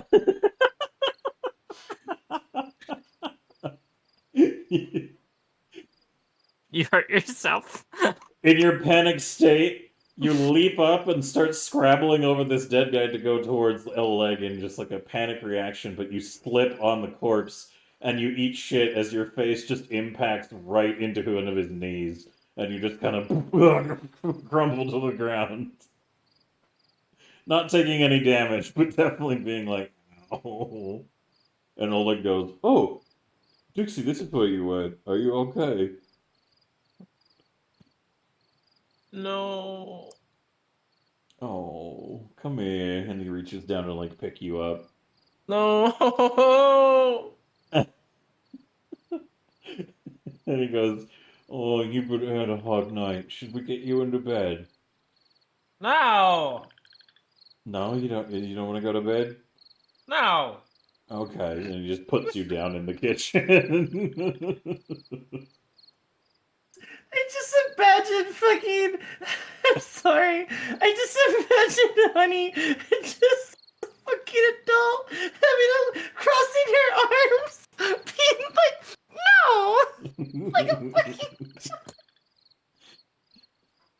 As you're set down, you can see Sorry. Denise is like holding Desi like underarm against her, like working with her to prepare some tea. Do you want to say anything about them, or do you have other options that you'd like to do, Dixie?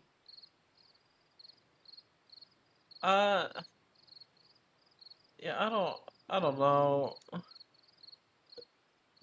Yeah. How's that for an answer? What do you think? I think that provides no narrative progress. I'll ask you again.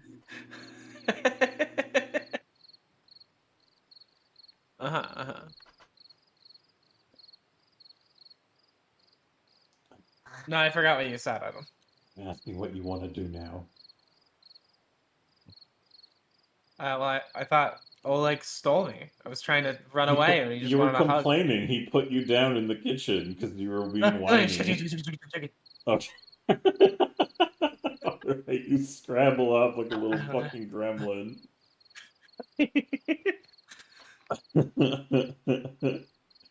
Alright, you. I feel like Honey is just role playing themselves. I know. Meanwhile, as you come out into this room, Newt, is there anything you want to try to affect any repairs to the front entryway of the building? I would just. Is there like any boards or any wood around the property? Not is there like loose ones that are visible here, but you might be able to look around the building entirely. Newt's gonna start chopping down a tree and like splitting wood to make boards and then start boarding up windows and stuff. Are you gonna Or chop boarding down up the poles. tree you put literally in front of the door? Yes. Okay. Tree friend gives its life so that you may protect the building. Thank you, tree friend. Alright, so you open the door and you just kind of like you can't really open the door, so you go through one of the windows and start hacking down the tree. As that's going on, Dixie, you see that Newt is leaving through the window and Snooty is sitting atop Ghoulie. Do you want to say or do anything, or are you just gonna scramble like a little gremlin up the stairs? What do you? You're in the main room with Newt Yeah. and Snooty. Do you want to do or say anything with them, or are you continuing upstairs? I'm here now. I don't have. There's people here, you know, and no scary monster right now. So I'm staying with the people, I guess. All right, you don't want to be alone. I got you. Snooty, what about you? What's your plan? I fell asleep alone. I am dangerous. helping, and then I grab Dixie, put them on the back of Ghoulie with me, and then we continue helping. All right. So as you begin to effect repairs, and Oleg begins to help with preparing a little bit of food from the stores of the manor, eventually, after some time has passed, repairs have been effected, and everybody has had a moment to kind of collect themselves, and some tea is prepared, and enough time has passed that Desi, you no longer scream every time somebody says your name. Oh, I don't have to do that anymore? Oh, Yeah, shame. it was only an hour, and it took about an hour to Shame. get everything like set up. Oh, shame. Okay. Shame? Yeah. All right. Eventually, why is it forcing my perspective? There we go.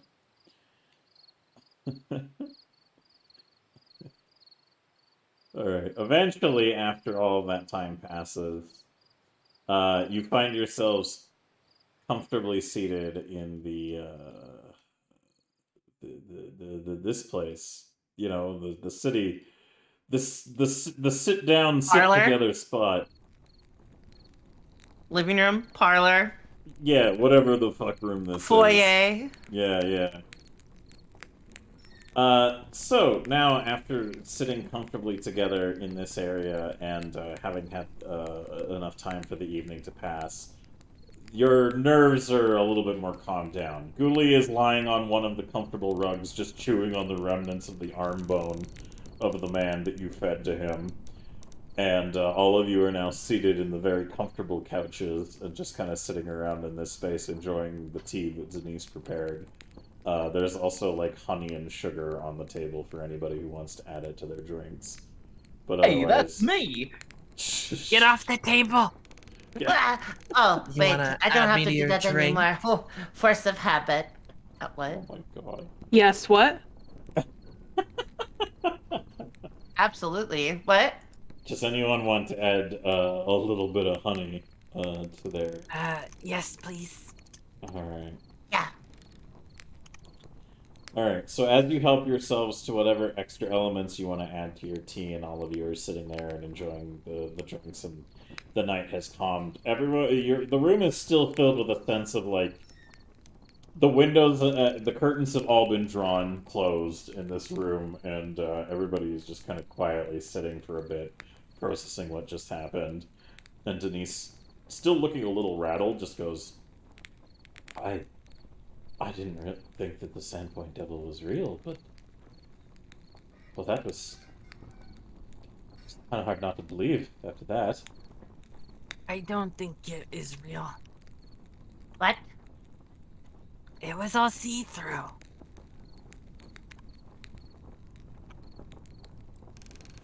Denise looks at you. What do you mean, Ned? You could see through it. And things would pass Ghost? through it. And it was a big baby. It acted like Dix does. It ran away when someone confronted it. That is true. I witnessed that.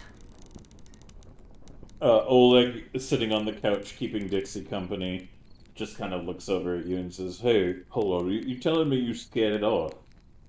Yeah, I just went like this. It mimics this. Oh, exactly what she did before, making the noises again. Sorry, Snooty. Oh, that was just you, Newt. Okay, understandable. Drinks tea. Oh, no problem, my dear. Pinky up. Slurp. Yeah, exactly, 100%.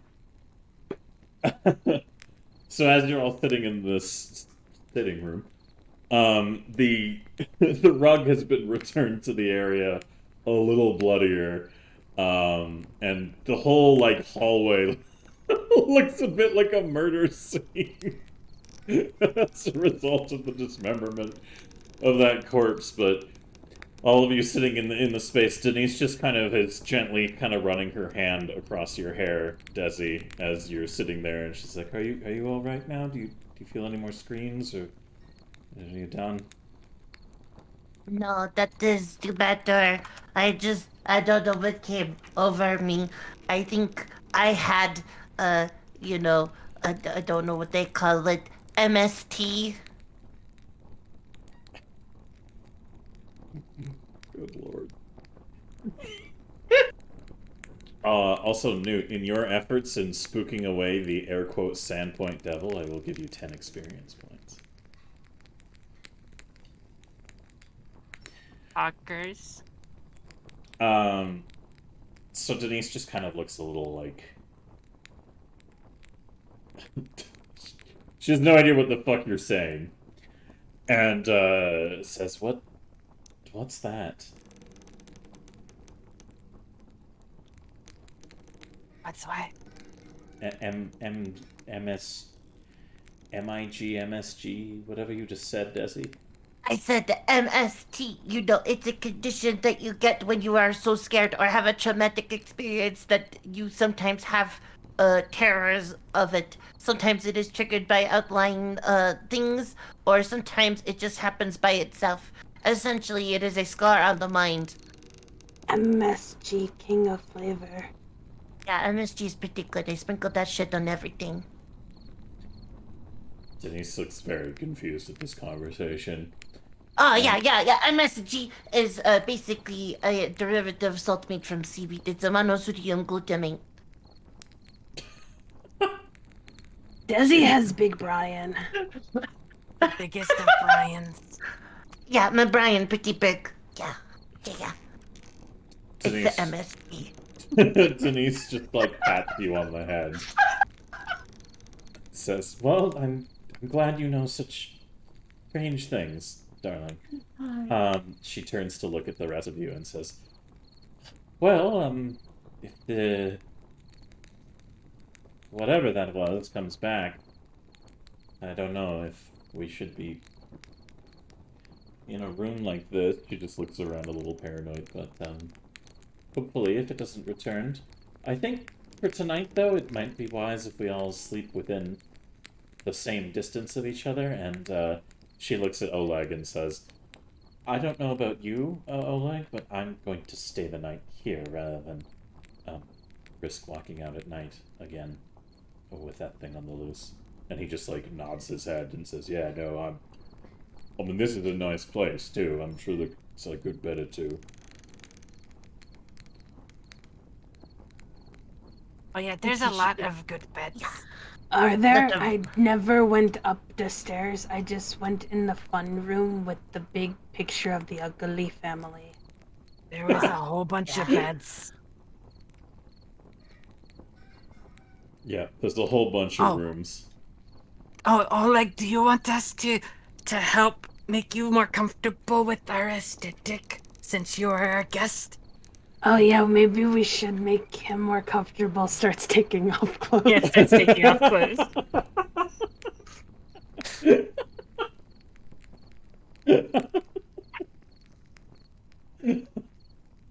At this point, I'm just hoping that Denise is just staring daggers down at Oleg like it's his fault. That's how I pictured this whole scenario. Yeah, she definitely gives him like a "don't you dare" look.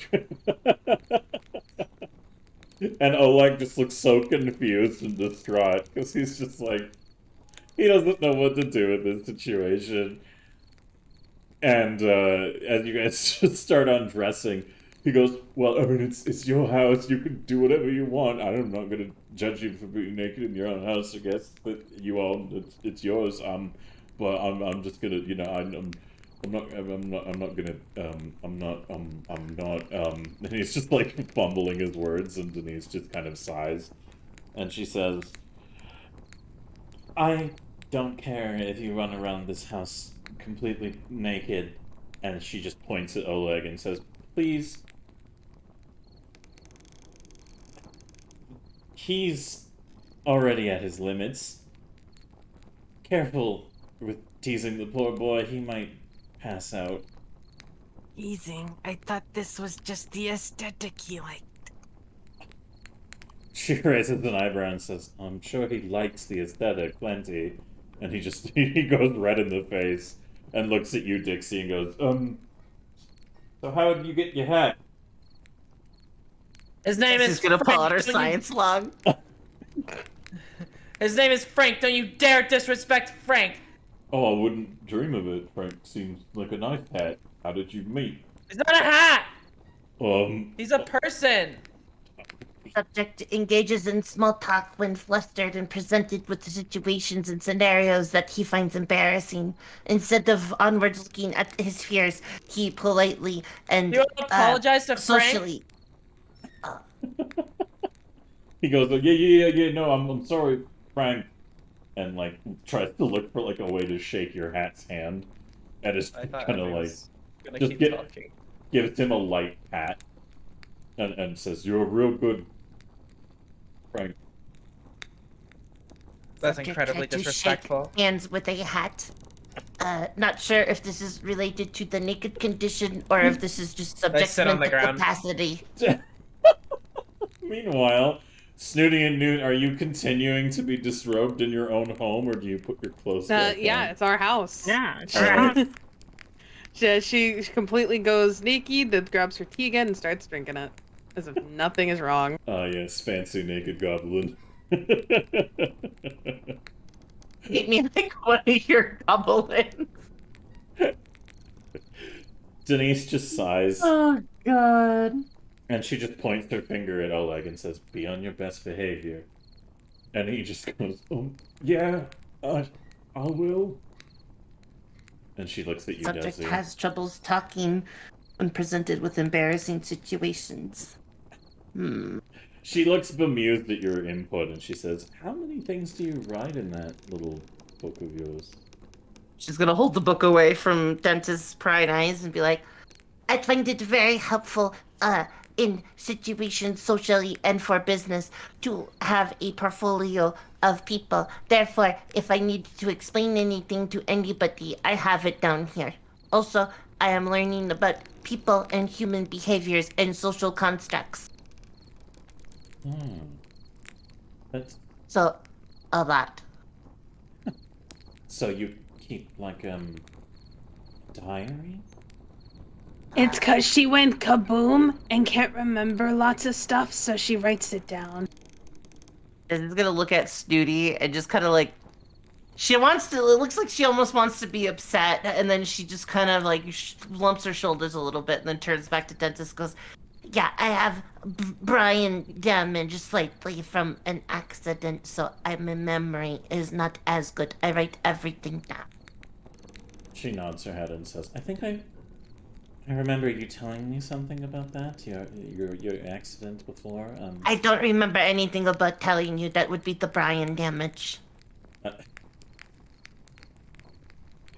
She nods and says, "Well, refresh my memory. What happened to you?" I wish I could refresh my own memory. Don't know why you think I could refresh yours. But sure. Well, okay. So, I was working for this man named Tim Timatome. He originally was in the forest and looking for minerals and goods to sell and came in contact with our village. And then I was like, hey, that's pretty neat. Look at that pink weird thing. And then I was like, hi, look what I can do. And then I blew up a tree that was getting their boat stuck. And he went, that's a mighty fine invention you have there, miss. Would you like to come with me and make tons of money? To which I replied, what is money? And then he showed me the things, and I said, oh, what do I do with the shiny circles? And he told me that shiny circles can be exchanged for goods and services. And yeah, so I went with, and I made a bunch of bombs, and I made a bunch of things. And then I was on a boat to celebrate, and he was like, yeah, I will be on the other boat. It will be like, we will be boatsy twins. And I went, oh yeah, that makes lots of sense. But then my boat blew up, a huge explosion, and I woke up on the side of the bank. And now I fire vengeance on Timotome for his betrayal. Are you sure it was him who blew you up? Honestly, I thought maybe that was the Brian damage, but then the sheriff confirmed it, so I know I'm not crazy. She nods her head and says, well, I'm sorry that your friend... No, that's evil, Cuber. Oh my god! What?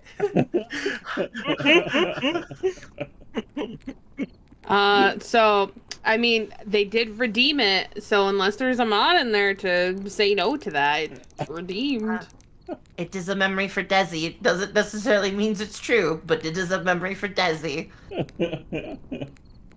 We'll have to explore that later. For the time being, she... Actually, you know what? She thinks a little bit and says, I think I remember... Does he have any relation to Mary Timotome? Yeah, I believe that was one of his wives. Oh. Oh, I think... Oh, well, He had 4 wives. Oh, I there think was they're not together Mary, still, then. and then another Mary, and then there was Quite, and then there was Canary. It was really weird. Jesus Christ. Right, well, Mary Timotome is the sister-in-law of mine, married to my brother. Desi's gonna be like doing mental arrangement. Her fingers are just gonna be in the air. She's doing the fucking calculation meme. Wait, did that mean...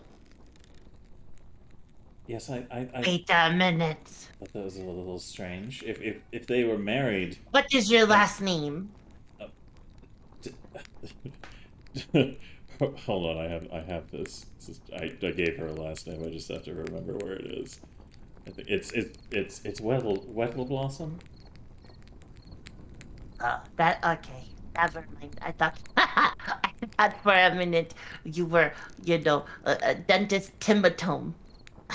That would be wild. Yeah. No, but the Timotome, it does ring a bell. I mean, I am originally from Magnamar. I came out here to pursue a more, a less busy life. And my family still lives in Magnamar, and we had dealings with members of the Timotome family, so I suppose in some distant way I might have met him, or perhaps come into his company. And if that ever comes to pass again, I suppose I'll just have to let you know where he is then, and you can do with that information what you will. Desi's furiously updating her scientific log. Just the deep lore is being put into this book. And she's going, yeah, okay. So, just so you are aware, doesn't seem like you know him very well, so I can't really use you for a bargaining chip, so you're safe.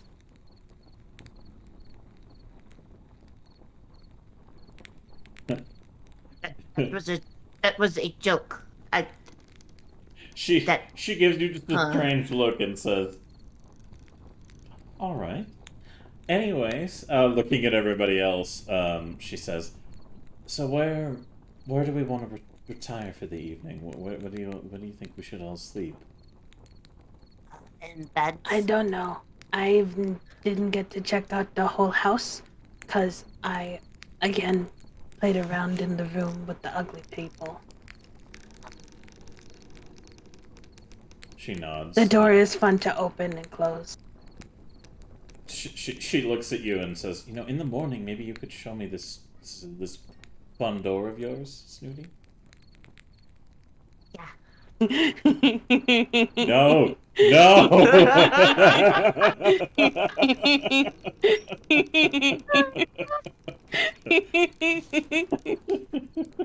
I can show you a fun door. Oh my god. Make sure to be gentle with the bus. I'm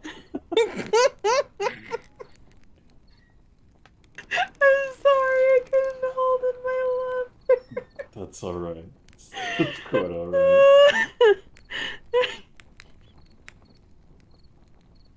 Fucking wheezing like a teapot. I'm sorry.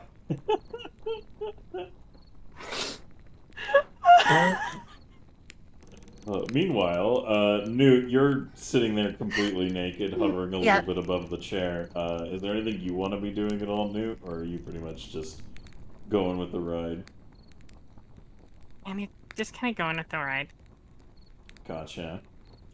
Snooty, what about you? Anything that you'd like to be doing? Snooty wants to explore the upstairs now that she has the ability to do so. She's gonna hop on Ghoulie and go, Let's go, adventure! Ghoulie has a bit of a weird reaction initially to you just nakedly hopping on him for like the briefest moment he blinks is like, huh. But he's also a ghoul and is not bothered by shame in the least, and he's just a little like, that's an odd experience, and then just trots along. We're going Of course upstairs. he cares, considering he's a fucking intelligent undead man that fucking lives in a hole. Yeah, I mean, he's a ghoul. Uh, But it's still like a change that he's probably like, what the fuck? But anyways. he's like, Ghoulie just basically takes off his glasses, sets them on the table, and goes, "Look, I have a very limited knowledge of social circles and conduct that you should be doing, and I don't know if I agree with this, but you know what? Fuck it, let's roll."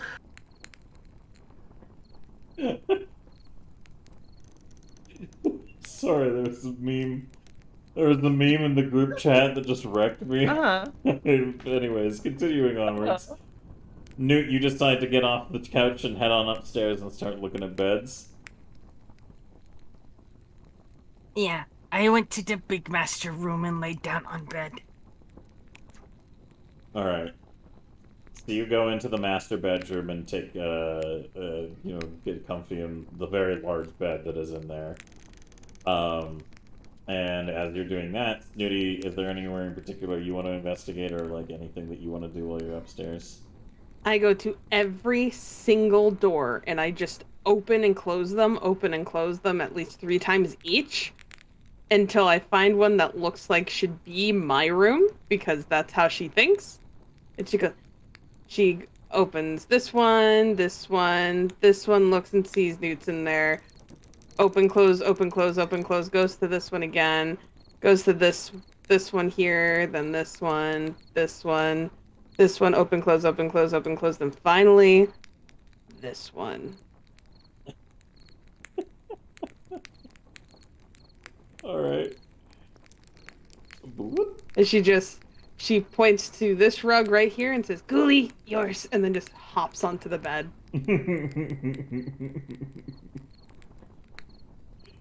Oh, cute. Alright. Meanwhile, Oleg, now happy to be free of the naked goblins for the time, just kind of like looks a little like embarrassed and goes, "Okay, I'm gonna go upstairs and find a bed to sleep in. If you need me, just shout." And Denise just kind of gives him like a "you be on your best behavior" kind of reaction, and he just gives like a flustered like, "Oh, it's fine, just go to bed." So he gets up and heads off to hunt down a place to sleep, and eventually he goes upstairs, and he looks around, and now he pauses as he plays the game of what door am I going to open where I accidentally see a naked goblin, and is just kind of stuck in a indecisive mode. So she did leave this door, and this door slightly creaked open. Okay. But then she has this one and this one also slightly creaked, but like kind of open as well. So it was like the trick. Oh no. Alright, Dixie, you look like you want to make a decision there. What are you gonna do? Good night. You're gonna sleep in the bathtub? Yeah. Okay. Alright, so Oleg is sitting there having a crisis of, like, selection, and you say goodnight, and you walk past him, and he goes, hold on, Dixie? Yeah. Can you check to make sure there's an empty room, for If you think I'm gonna be doing you any favors after the shit you said about Frank, then you're wrong. Good night.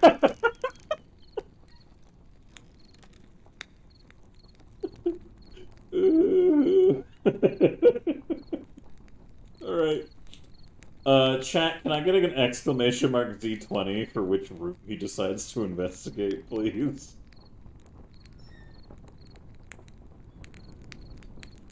Perfect. Meanwhile, before we come to that resolution, Denise is still, in the sitting room. Denise is petting your head more, Desi, and she's like, it has been an interesting experience getting to know you goblins. Yeah. You know, it's been pretty nice getting to know you and the people of Sandpoint as well. Definitely better than living in Gobble Village. She nods her head and says, yeah, it sounds like your experiences in the Goblin Village are, less than fantastic, I suppose. This is gonna look at Denise in complete seriousness, and she's just gonna go, yeah, a normal day in a Goblin Village would drive one of you civilized people insane. She has, like, a little bit of a surprised look on her face and goes, okay, yeah, that's... I don't doubt it. I think that you have shown me that you walk between two worlds very well, and have a familiarity with both sides, and it seems to me like you definitely have a preference. I guess there's not a lot of comfortable bedding and hot baths where goblin villages are concerned. No, generally not. To put it in perspective, one time we made Snooty eat like 5 spice slugs, raw. And now we're eating beef stew and having beer. So, you know, pretty good upgrade. She nods her head and says, yeah, that does sound like an improvement. Uh-huh. This house doesn't even have the things in the ground that bite your feet. She laughs and says, I should hope not. I hope the Scarnettis kept this place free of pests. Not even a gobble baby pet. You cannot hear the wailing and the dying of the infants. Which, you know, is also a pretty good plus. A bit of a color drain from her face. Yeah, you want to teach really something fucked up? You walk by the pit and the biggest child that has eaten the other ones just stares at you with the hungry eyes and the blood caked on its mouth. And you're just like, oh yeah, that's Snuzzgut. Yep, they're going to be a real up-and-comer when they get out of that fucking hole. I remember like it was yesterday. That was me that one time. So, memories. Yes. Truly great times. Denise looks mortified. And she just kind of slowly nods her head up and down and says, well, you know, maybe we should call it a night, hmm?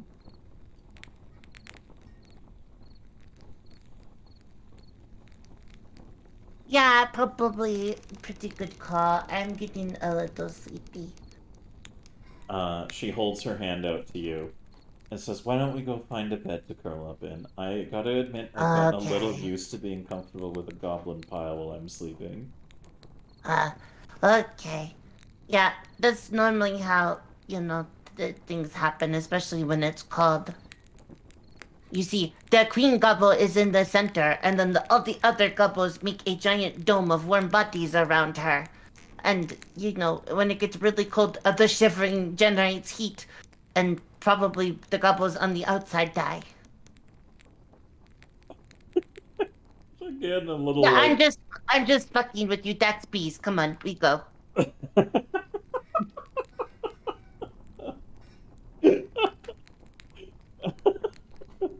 Alright.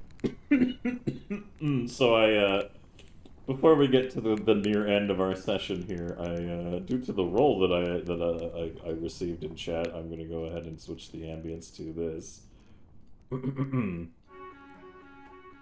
Oh no. Alright, so as Jesse and Denise make their way up the stairs, it's just enough time for Oleg to sit at the top of the stairs in ponderance of where he's intending to travel. He's not sure what direction he should be going, and eventually he resolves to head south. As he heads south, he looks at the doors and thinks, okay, well, the ones that are ajar probably don't have anybody in them, because obviously they'd close the door if they were staying in there, right? So Oleg opens the door wide, and Snooty, how do you react to Oleg opening the door to your bedroom? Snooty is under the blankets. She has one slightly over herself, and she puts her hand up and she goes, Dear, you have finally Oh, you're not one of my many wives. Hello. Holy kill! And he's standing there for a minute, and he goes, oh, sorry, I just, and then You you can hear... come in here, though. It's cold. He looks like Oleg has a brief moment where his brain entertains the notion, which is immediately shattered by the sound of Denise going, Oleg, what are you doing? And he turns around to see Denise, you standing there holding Desi's hand, and he turns around and his face goes bright red, and he goes, Snooty walks with the blanket wrapped around her, and she goes and grabs Oleg's hand and says, Let's go. He looks down as you're like holding his hand and he's like panicking. He's like in full-on panic mode.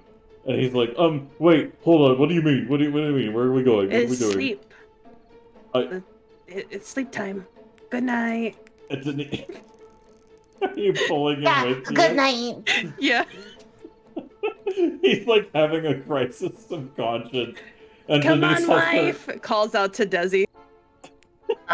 Okay. What? She said come on. Oh, sorry. Yeah. Wait, where is Newt? Oh, there is Newt. Alright, so Alright, come on. Newt, do you come out completely in the nude? Yeah. Alright. So Oleg, like, Excuse me, Oleg.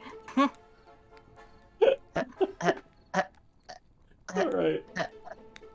So the three of you all pile up in the room, and Oleg just doesn't really know what to do at this point. Denise is like, he's like led into the room by Snooty, and is just kind of like standing there awkwardly, and Denise just walks into the room. And she like looks at the bed and sees how big it is. And there's just like a moment where she's like staring at Oleg, and Oleg is just like, he's looking at the pile of like goblins on the bed, looking at her, just so confused and red in the face, and he looks like he's having a very I slept on you panicky before. moment. Why are you confused? Get in the bed, Oleg. So, She's not wrong. She did do this. yeah. So he raises his arms in like a shrug motion to Denise, and he goes, "Look, they're just inviting me to stay the night. Okay, it'll be warmer if we sleep together. It's fine. I'm not gonna do anything." And Denise, just staring daggers at him, goes, "Okay, then I'll join Okay. in too." Oh no.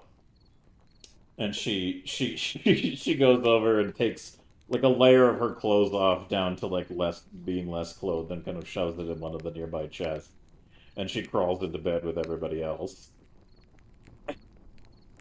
This is like Oleg's like dream. Like just seeing all of this, he's just like standing there like, oh. So now there's Thank God I fell asleep in the bathtub. Yeah. So Oleg is just like awkwardly like, oh, so what's the procedure here? Should I just curl up on the floor or like? Hops out, grabs hand, pulls to bed. Yeah, I don't understand why will you're being be- so weird about this. Yeah, I don't understand. We've all slept in the same bed Should I roll before. for, Why like- are you so weird? Should I roll for charisma or something just to like force him in bed? Like the fuck do I need to Charisma do? roll. Let's go. I'll fucking do it.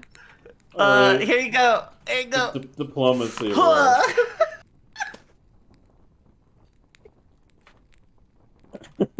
A diplomacy roll? Alright, hold Yeah. on. Yes.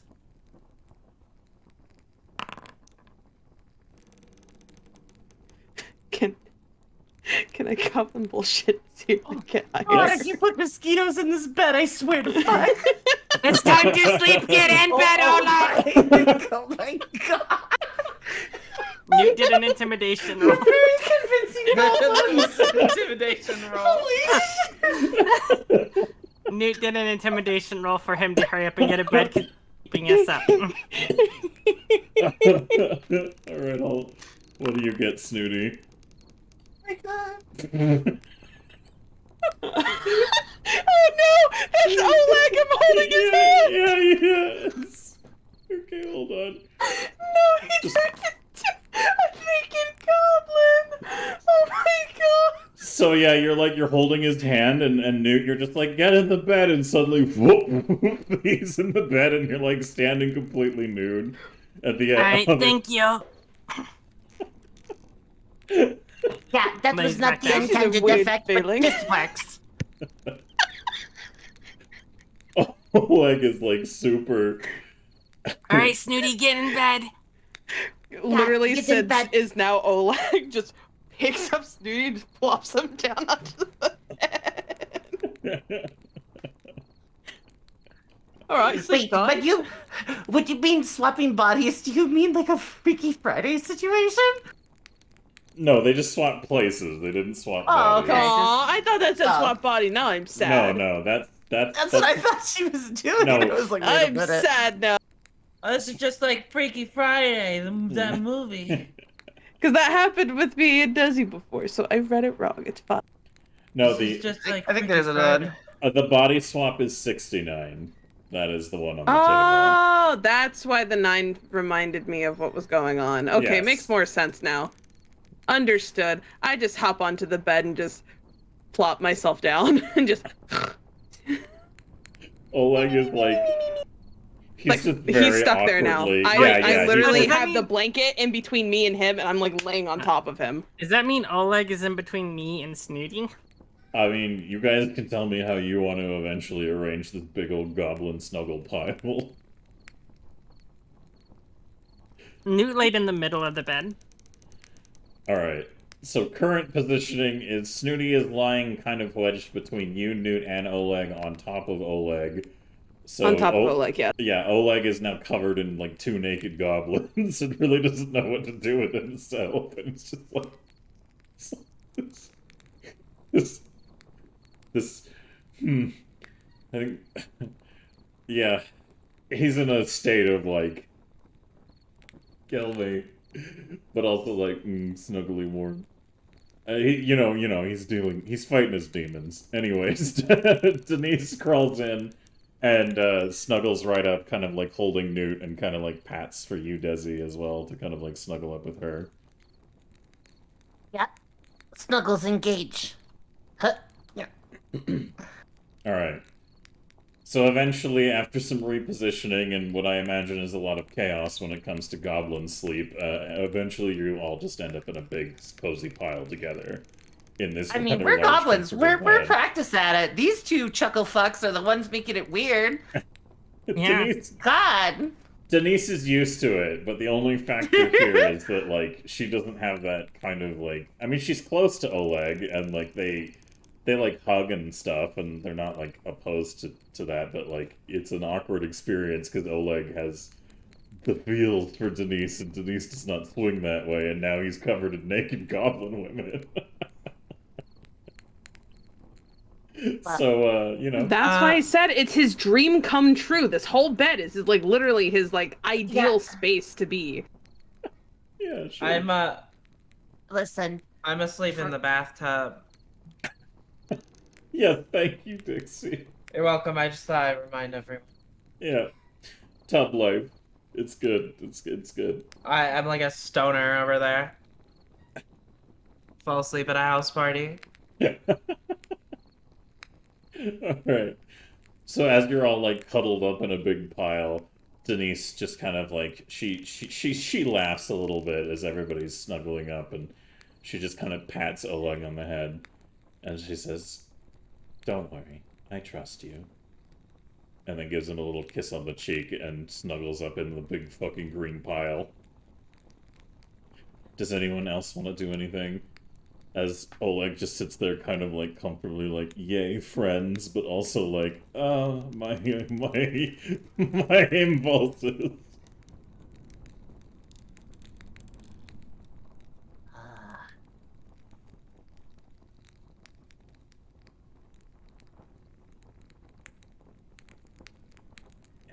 The Snooty's already out fucking cold on top of him, making sure that he can't go anywhere. Yeah, I'm asking if anybody has any conversations that they wish to engage in the bed before we call an end No, to the... Newt's already passed out. Alright, Yeah, so I was she's gonna be not like, chewing. well, this is Gobbo Night time. What are you talking about? So You want to you all- talk at a Gobbo sleepover? That's how you get stabbed in the throat. No. Like, Silver, I know you're the kid at the end of a fucking slumber party. You're the one that just talks until basically everybody passes out, right? You're the one that probably is chatting with somebody who wants to go to sleep, and they're like listlessly responding to you because it's like what you do at slumber parties. No.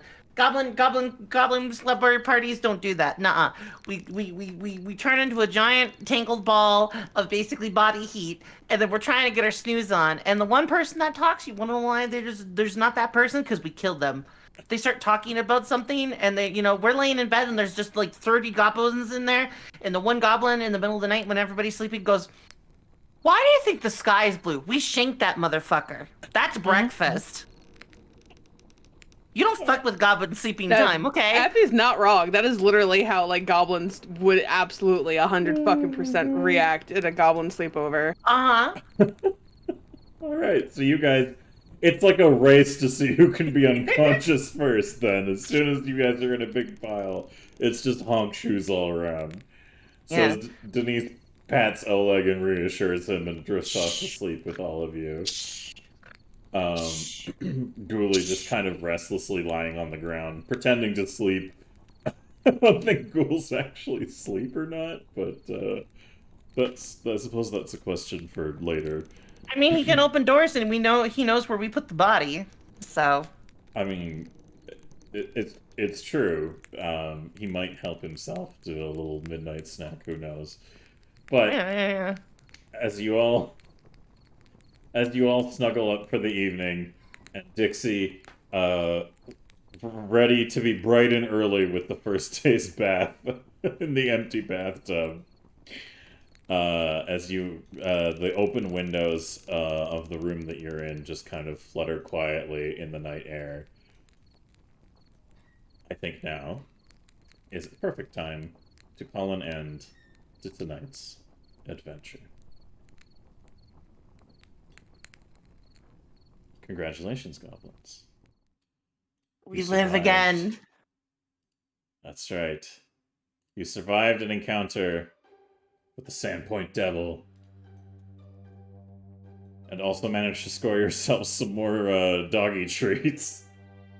Yeah, not only did we get away with murdering a whole bar full of pirates, but then we murdered somebody in plain sight.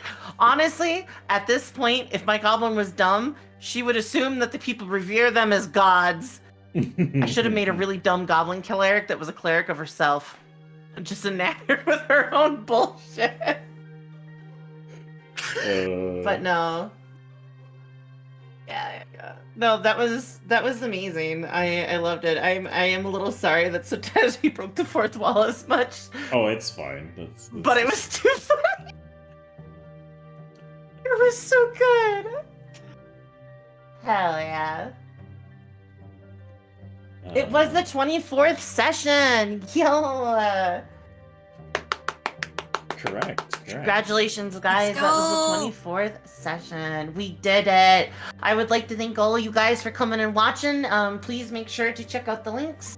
I just did the !point Goblinz, which should give everything. I'm going to talk with my editor, see if we can get all the videos up current here on my 2 days off, because there was a little misunderstanding on like what was going on with some of the uploads. So the few of the uploaded episodes, I think they end at 19. So we're gonna go ahead and get those up on the YouTubes, and yeah, that's basically it for me. Yeah, excellent. And yeah, a reminder again, please follow the people who are part of this project if you can. We all have Twitch channels, and we really appreciate the support. Any monetary values that you can contribute also go long way much do. All the money that you guys put into this project, we put right back into it to help, like meet our bottom lines and also pay for art resources and stuff. So the more financial support we receive as well, the more likely we can create regular guest appearances. We have a list of people who have given me details for their goblins and stuff that we want to eventually bring on as guests. So that would be really great. We would really appreciate that kind of support. And the only other thing I will mention is a reminder that if you want to get your hands on some cool stuff, I would highly recommend that you guys join my Patreon for the studio. Essentially what we do there is that is where you can get access to all of our art resources that we use for these projects. You can get access to beta documentation for stuff that we've been developing. Eventually, the roll tables for all of our projects will be on there as well, so if you want to use them yourself, they'll just be on Patreon. And yeah, other than that, it would just be really appreciated to have that regular income, because if you subscribe on the Patreon, more of that money actually goes directly to the studio than if you were to sub to our channel on Twitch. So if you want to help support the studio and allow us to create cooler, crazier shit that everybody can have access to, that is the way to do it. Outside of that, though, the only other thing that I would like to mention is that make sure that you guys tune in tomorrow if you aren't doing any Halloween-y stuff at 7 p.m. Mountain Time for myself and Effie, and a whole bunch of other time zones for other people. Beta documentation. It's beta documentation for my homemade 5th edition alternate core rule set. So basically, on the 1st of next month, I will be publishing the core rules, which is essentially what I've been working on is a modified 5th edition baseline that can be used to play any system that you want. Each of the campaign systems that I make will have specifics and little bits of details, but the core rule system will be basically like a very basic D20 system that adapts workable elements from a lot of other different platforms into a very easy to use, open, free, engaged. Like, the whole purpose of it is to not slow people down in trying to enjoy roleplay games, and also not put paywalls in front of anything for the baseline of learning to do it. So, and then outside of that, there's my Tales of Dorota setting, which is going to be like an evolution of that, and will be a campaign document that will be built off that. That might take a little bit longer, because I'm still working on the world map, and blah blah blah blah blah blah blah. Long exposition about that bullshit. But we don't have all that time. So just a reminder, if you guys want to see that cool shit, make sure that you sign up for the Patreon if you want access to that stuff to use for yourself. Yeah, and then otherwise, Effie, do you want to find us a raid target while we do our traditional goodbyes to everybody? Yeah, I can do that. I'm going to say that we usually have a usual, but in case anybody wants to change their minds, they can. I don't know why I'm trying to do it a half-ass Desi voice with this. We could do Mr. Bruns. They're doing. Yeah, we're doing Dark and Darker, or we can get somebody else if they have a suggestion. Coco's playing Dead by Daylight. That's fair. I will leave is it Coco in. streaming? Yeah, Coco's streaming. I will leave it in your hands. Yeah, we might want to go say hi to Coco. Yeah. All right, Coco it is. All right. Before I rate us in, though, let me just go through the usual checkouts for our wonderful goblins. And yeah. So, Dixie, how did you enjoy getting away with murder? I fell asleep in a bathtub. I'm soaking Wash right the now, sins feeling away. pretty good. You know what I mean? Yep, I know what you mean. Anything else to say on that front, or is that pretty much your closing remarks? I feel like I fell asleep in a bathtub. I killed a man. He's dead. He's dead. Perfect. Amazing. Good closing sentiments from Dixie. You're welcome. I appreciate you and everyone else that comes by here. It really takes everyone to come together and make this happen, and I really appreciate all of you, every single one of you. I mean, it means a lot that you guys invited me to come here and be here every Sunday. I really appreciate it, and I have a lot of fun. I hope that I'm doing a good enough job supporting all of your guys' shenanigans and sometimes getting into my own. I love your random zap blasts becoming an element that has caused a lot of chaos. It's very. I will kill thousands. Excellent. Good. Well, with that taken care of, thank you, honey. I appreciate it. I'm being gobbled because they're goblins. Ah. Oh my god. Jasmine, did you enjoy your nuding? Always. I always have a blast playing Newt. Again, just it's having the ability to be so dumb that simple words you don't understand makes very hilarious setups because your character literally would not know those words because she's just that dumb. She's barely smarter than most animals. So it allows a lot of comedic ability, plus with Newt some mysterious background, which I guess really not chat doesn't really know about. It allows a lot of fuckery with reality and Yes, I appreciate it. Also, it's funny that you decided to just go out there and stare that thing down, because I was just gonna have it terrify you guys throughout the night until the dawn came, but you decided to challenge it and ended up kind of meeting its intimidation. well, it fucked with our house, and Newt's never had a house. They slept outside in a swamp. Well, I appreciate that, and you did a good job, and I appreciate you. So thank you, Jasmine, for being here as always. I look forward to more shenanigans ahead. Ash, how did you enjoy your snootying? I always enjoy being snooty. My throat really hurts though because I screamed a lot and I just kept screaming anyways, even after I said I wouldn't. So I had a lot of fun though. Again, I say this every single Sunday that we do this. I always have a blast and I always look forward to it. It is so fun to do. I don't even care if I'm up until 5 a.m. fucking playing as a dumb little goblin. That's just me every day, anyways. I have a blast. Thank you. Excellent, and I love having you here, Ash, and I appreciate all your Ah. hard work. You motherf- What? Nothing, the just Dixter. skeleton. Gotcha. Yep. Well, thank you, Ash. I appreciate you being here, and I hope you have a good night.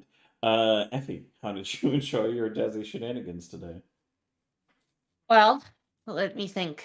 Not only did we get away with murder, but we ran away from a spooky horse. We holed up in the mansion. We made Oleg very uncomfortable. I got to make a lot of bullshit up and gaslight the dentist.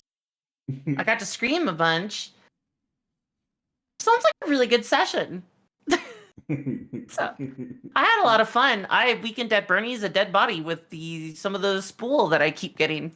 So that's good. You guys did a really good job. It was pretty fucking funny.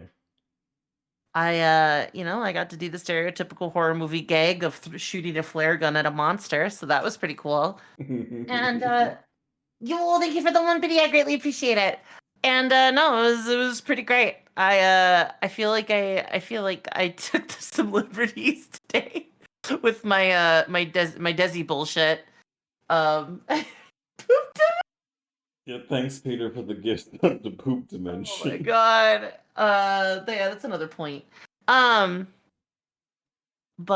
thank you. I really appreciate you running this and doing stuff, and thank you guys for supporting us and just helping with the project and everything else. It's been a lot of fun, and I really can't wait just for every Sunday, because I love hanging out with my friends and just doing some goofy shit. And what better time to do it than literally Halloween now? So also, Nailu. Oh, yeah, go ahead. I was gonna say, I know you said it, but tomorrow at 7 p.m. Mountain Standard Time, we're gonna be doing Aether. I will only be doing Aether. I am not gonna be doing a stream after it. I know normally we play Hunt, but I have plans for tomorrow after Aether, so it's just gonna be a short stream, and I will love you guys very much, and I will see you on Thursday. But yeah, there's gonna be no after Aether stream, but I am gonna stream Aether. I'm gonna go trick or treat as Jenico. So yeah. Hell yeah. Well, that's good. And Nailu, that's great. I'm glad you can join us. We're gonna do some goofy Nailu, come shenanigans. with. We're gonna do some goofy shenanigans at the winery at the start of the session, and then it'll be an awesome little trick or treaty festival that I believe is happening primarily in Redwall for the remainder of the day. So Yep, at the cemetery. Yep. So that'll be fun. Party at the cemetery to remember the dead. Nailu, a good majority of us eat that? What? a good majority of us will be on Aether at the first hour of the session, Nailu, and then we'll be heading to Redwall in the second half or like later half. Some of us might start in Redwall, but like if anybody Redwall wants to is be my part of home it- now. I can never leave. I am not allowed to. Yeah, you're just constantly stuck there as Kelly, which is fine because honestly, Redwall's the better experience in my opinion. Not that there's anything wrong with Aether. I just really fucking love Redwall. You may end up getting married in character tomorrow. Okay, well, good luck with Cat, who that, are you getting Advocate. married to? Oh, I still gotta buy my house for me and Bagwife husband. I'm What? still not. I'm still not sure if my husband wife is one way or the other. So I just say husband wife. Anyways, yeah. Remember Jasmine my new officiated my spouse. wedding You could to say husband spouse. wife. It's funnier to say husband wife. Understood. It's Fudo. Fudo would say husband wife. Anyways, Fair. long story short, they do have thighs, so they're right up my alley. Nailu, basically the way I handle all of these scenarios is I have a little document here called Sandpoint, Light of the Lost Coast, that was published by Paizo, and it tells me all of the noteworthy NPCs and buildings in the town, and I just alter it for flavor or come up with my own for things that don't have any markings on them. And it makes my life really easy, because now that I have all that information laid out, I can make up scenarios that tie them in, all of that. So like it's a very open-ended, loose concept that I've just been building encounters around as it makes sense. So like literally they could go anywhere and do anything in this town, and I could build an encounter around it thanks to this document. It's out of date for Pathfinder 2.0, so the stats don't work anymore for it, but the setting and all the lore and shit hasn't changed. So it's really fucking handy, because Sandpoint is one of the most like fleshed out, detailed town things that you'll ever encounter. They put a lot of work into it from Paizo, so I very much so appreciate it. And we have our own art assets that we make for it and everything. So, but like at its core, I'm just taking Paizo's concept and reflavoring and readjusting things where needed. But otherwise, it takes a lot of the lifting off of my shoulders, so that I can take the time to make sure that all these encounters and characters, I think maybe about 50% of the characters and interactions they've had are with people I just made up and inserted so far, but they have interacted with a lot of people who are like their official like characters for Sandpoint as well. So that is how life has been a little easy for me. But there you go. That's my secret. Cat's out of the bag. It makes my life. No, the cat's right here. Yeah, that's me. Hi. Get back in the bag. Oh God! All right, I'm going back in. Just give me. Yeah, get in there. Look. Okay, I'm in the bag. It's kind of. Oh, is that Taco Bell? Oh. Zip. Oh, hey.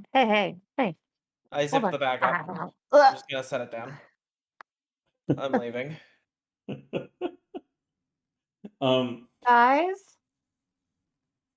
Guys. Just pretend you can't hear it. Move on. This is Hey. like an actual cat, and it's adorable. Anyways, Silver, continue. Guys. We have some very important things to finish up with, so we can go. Yes.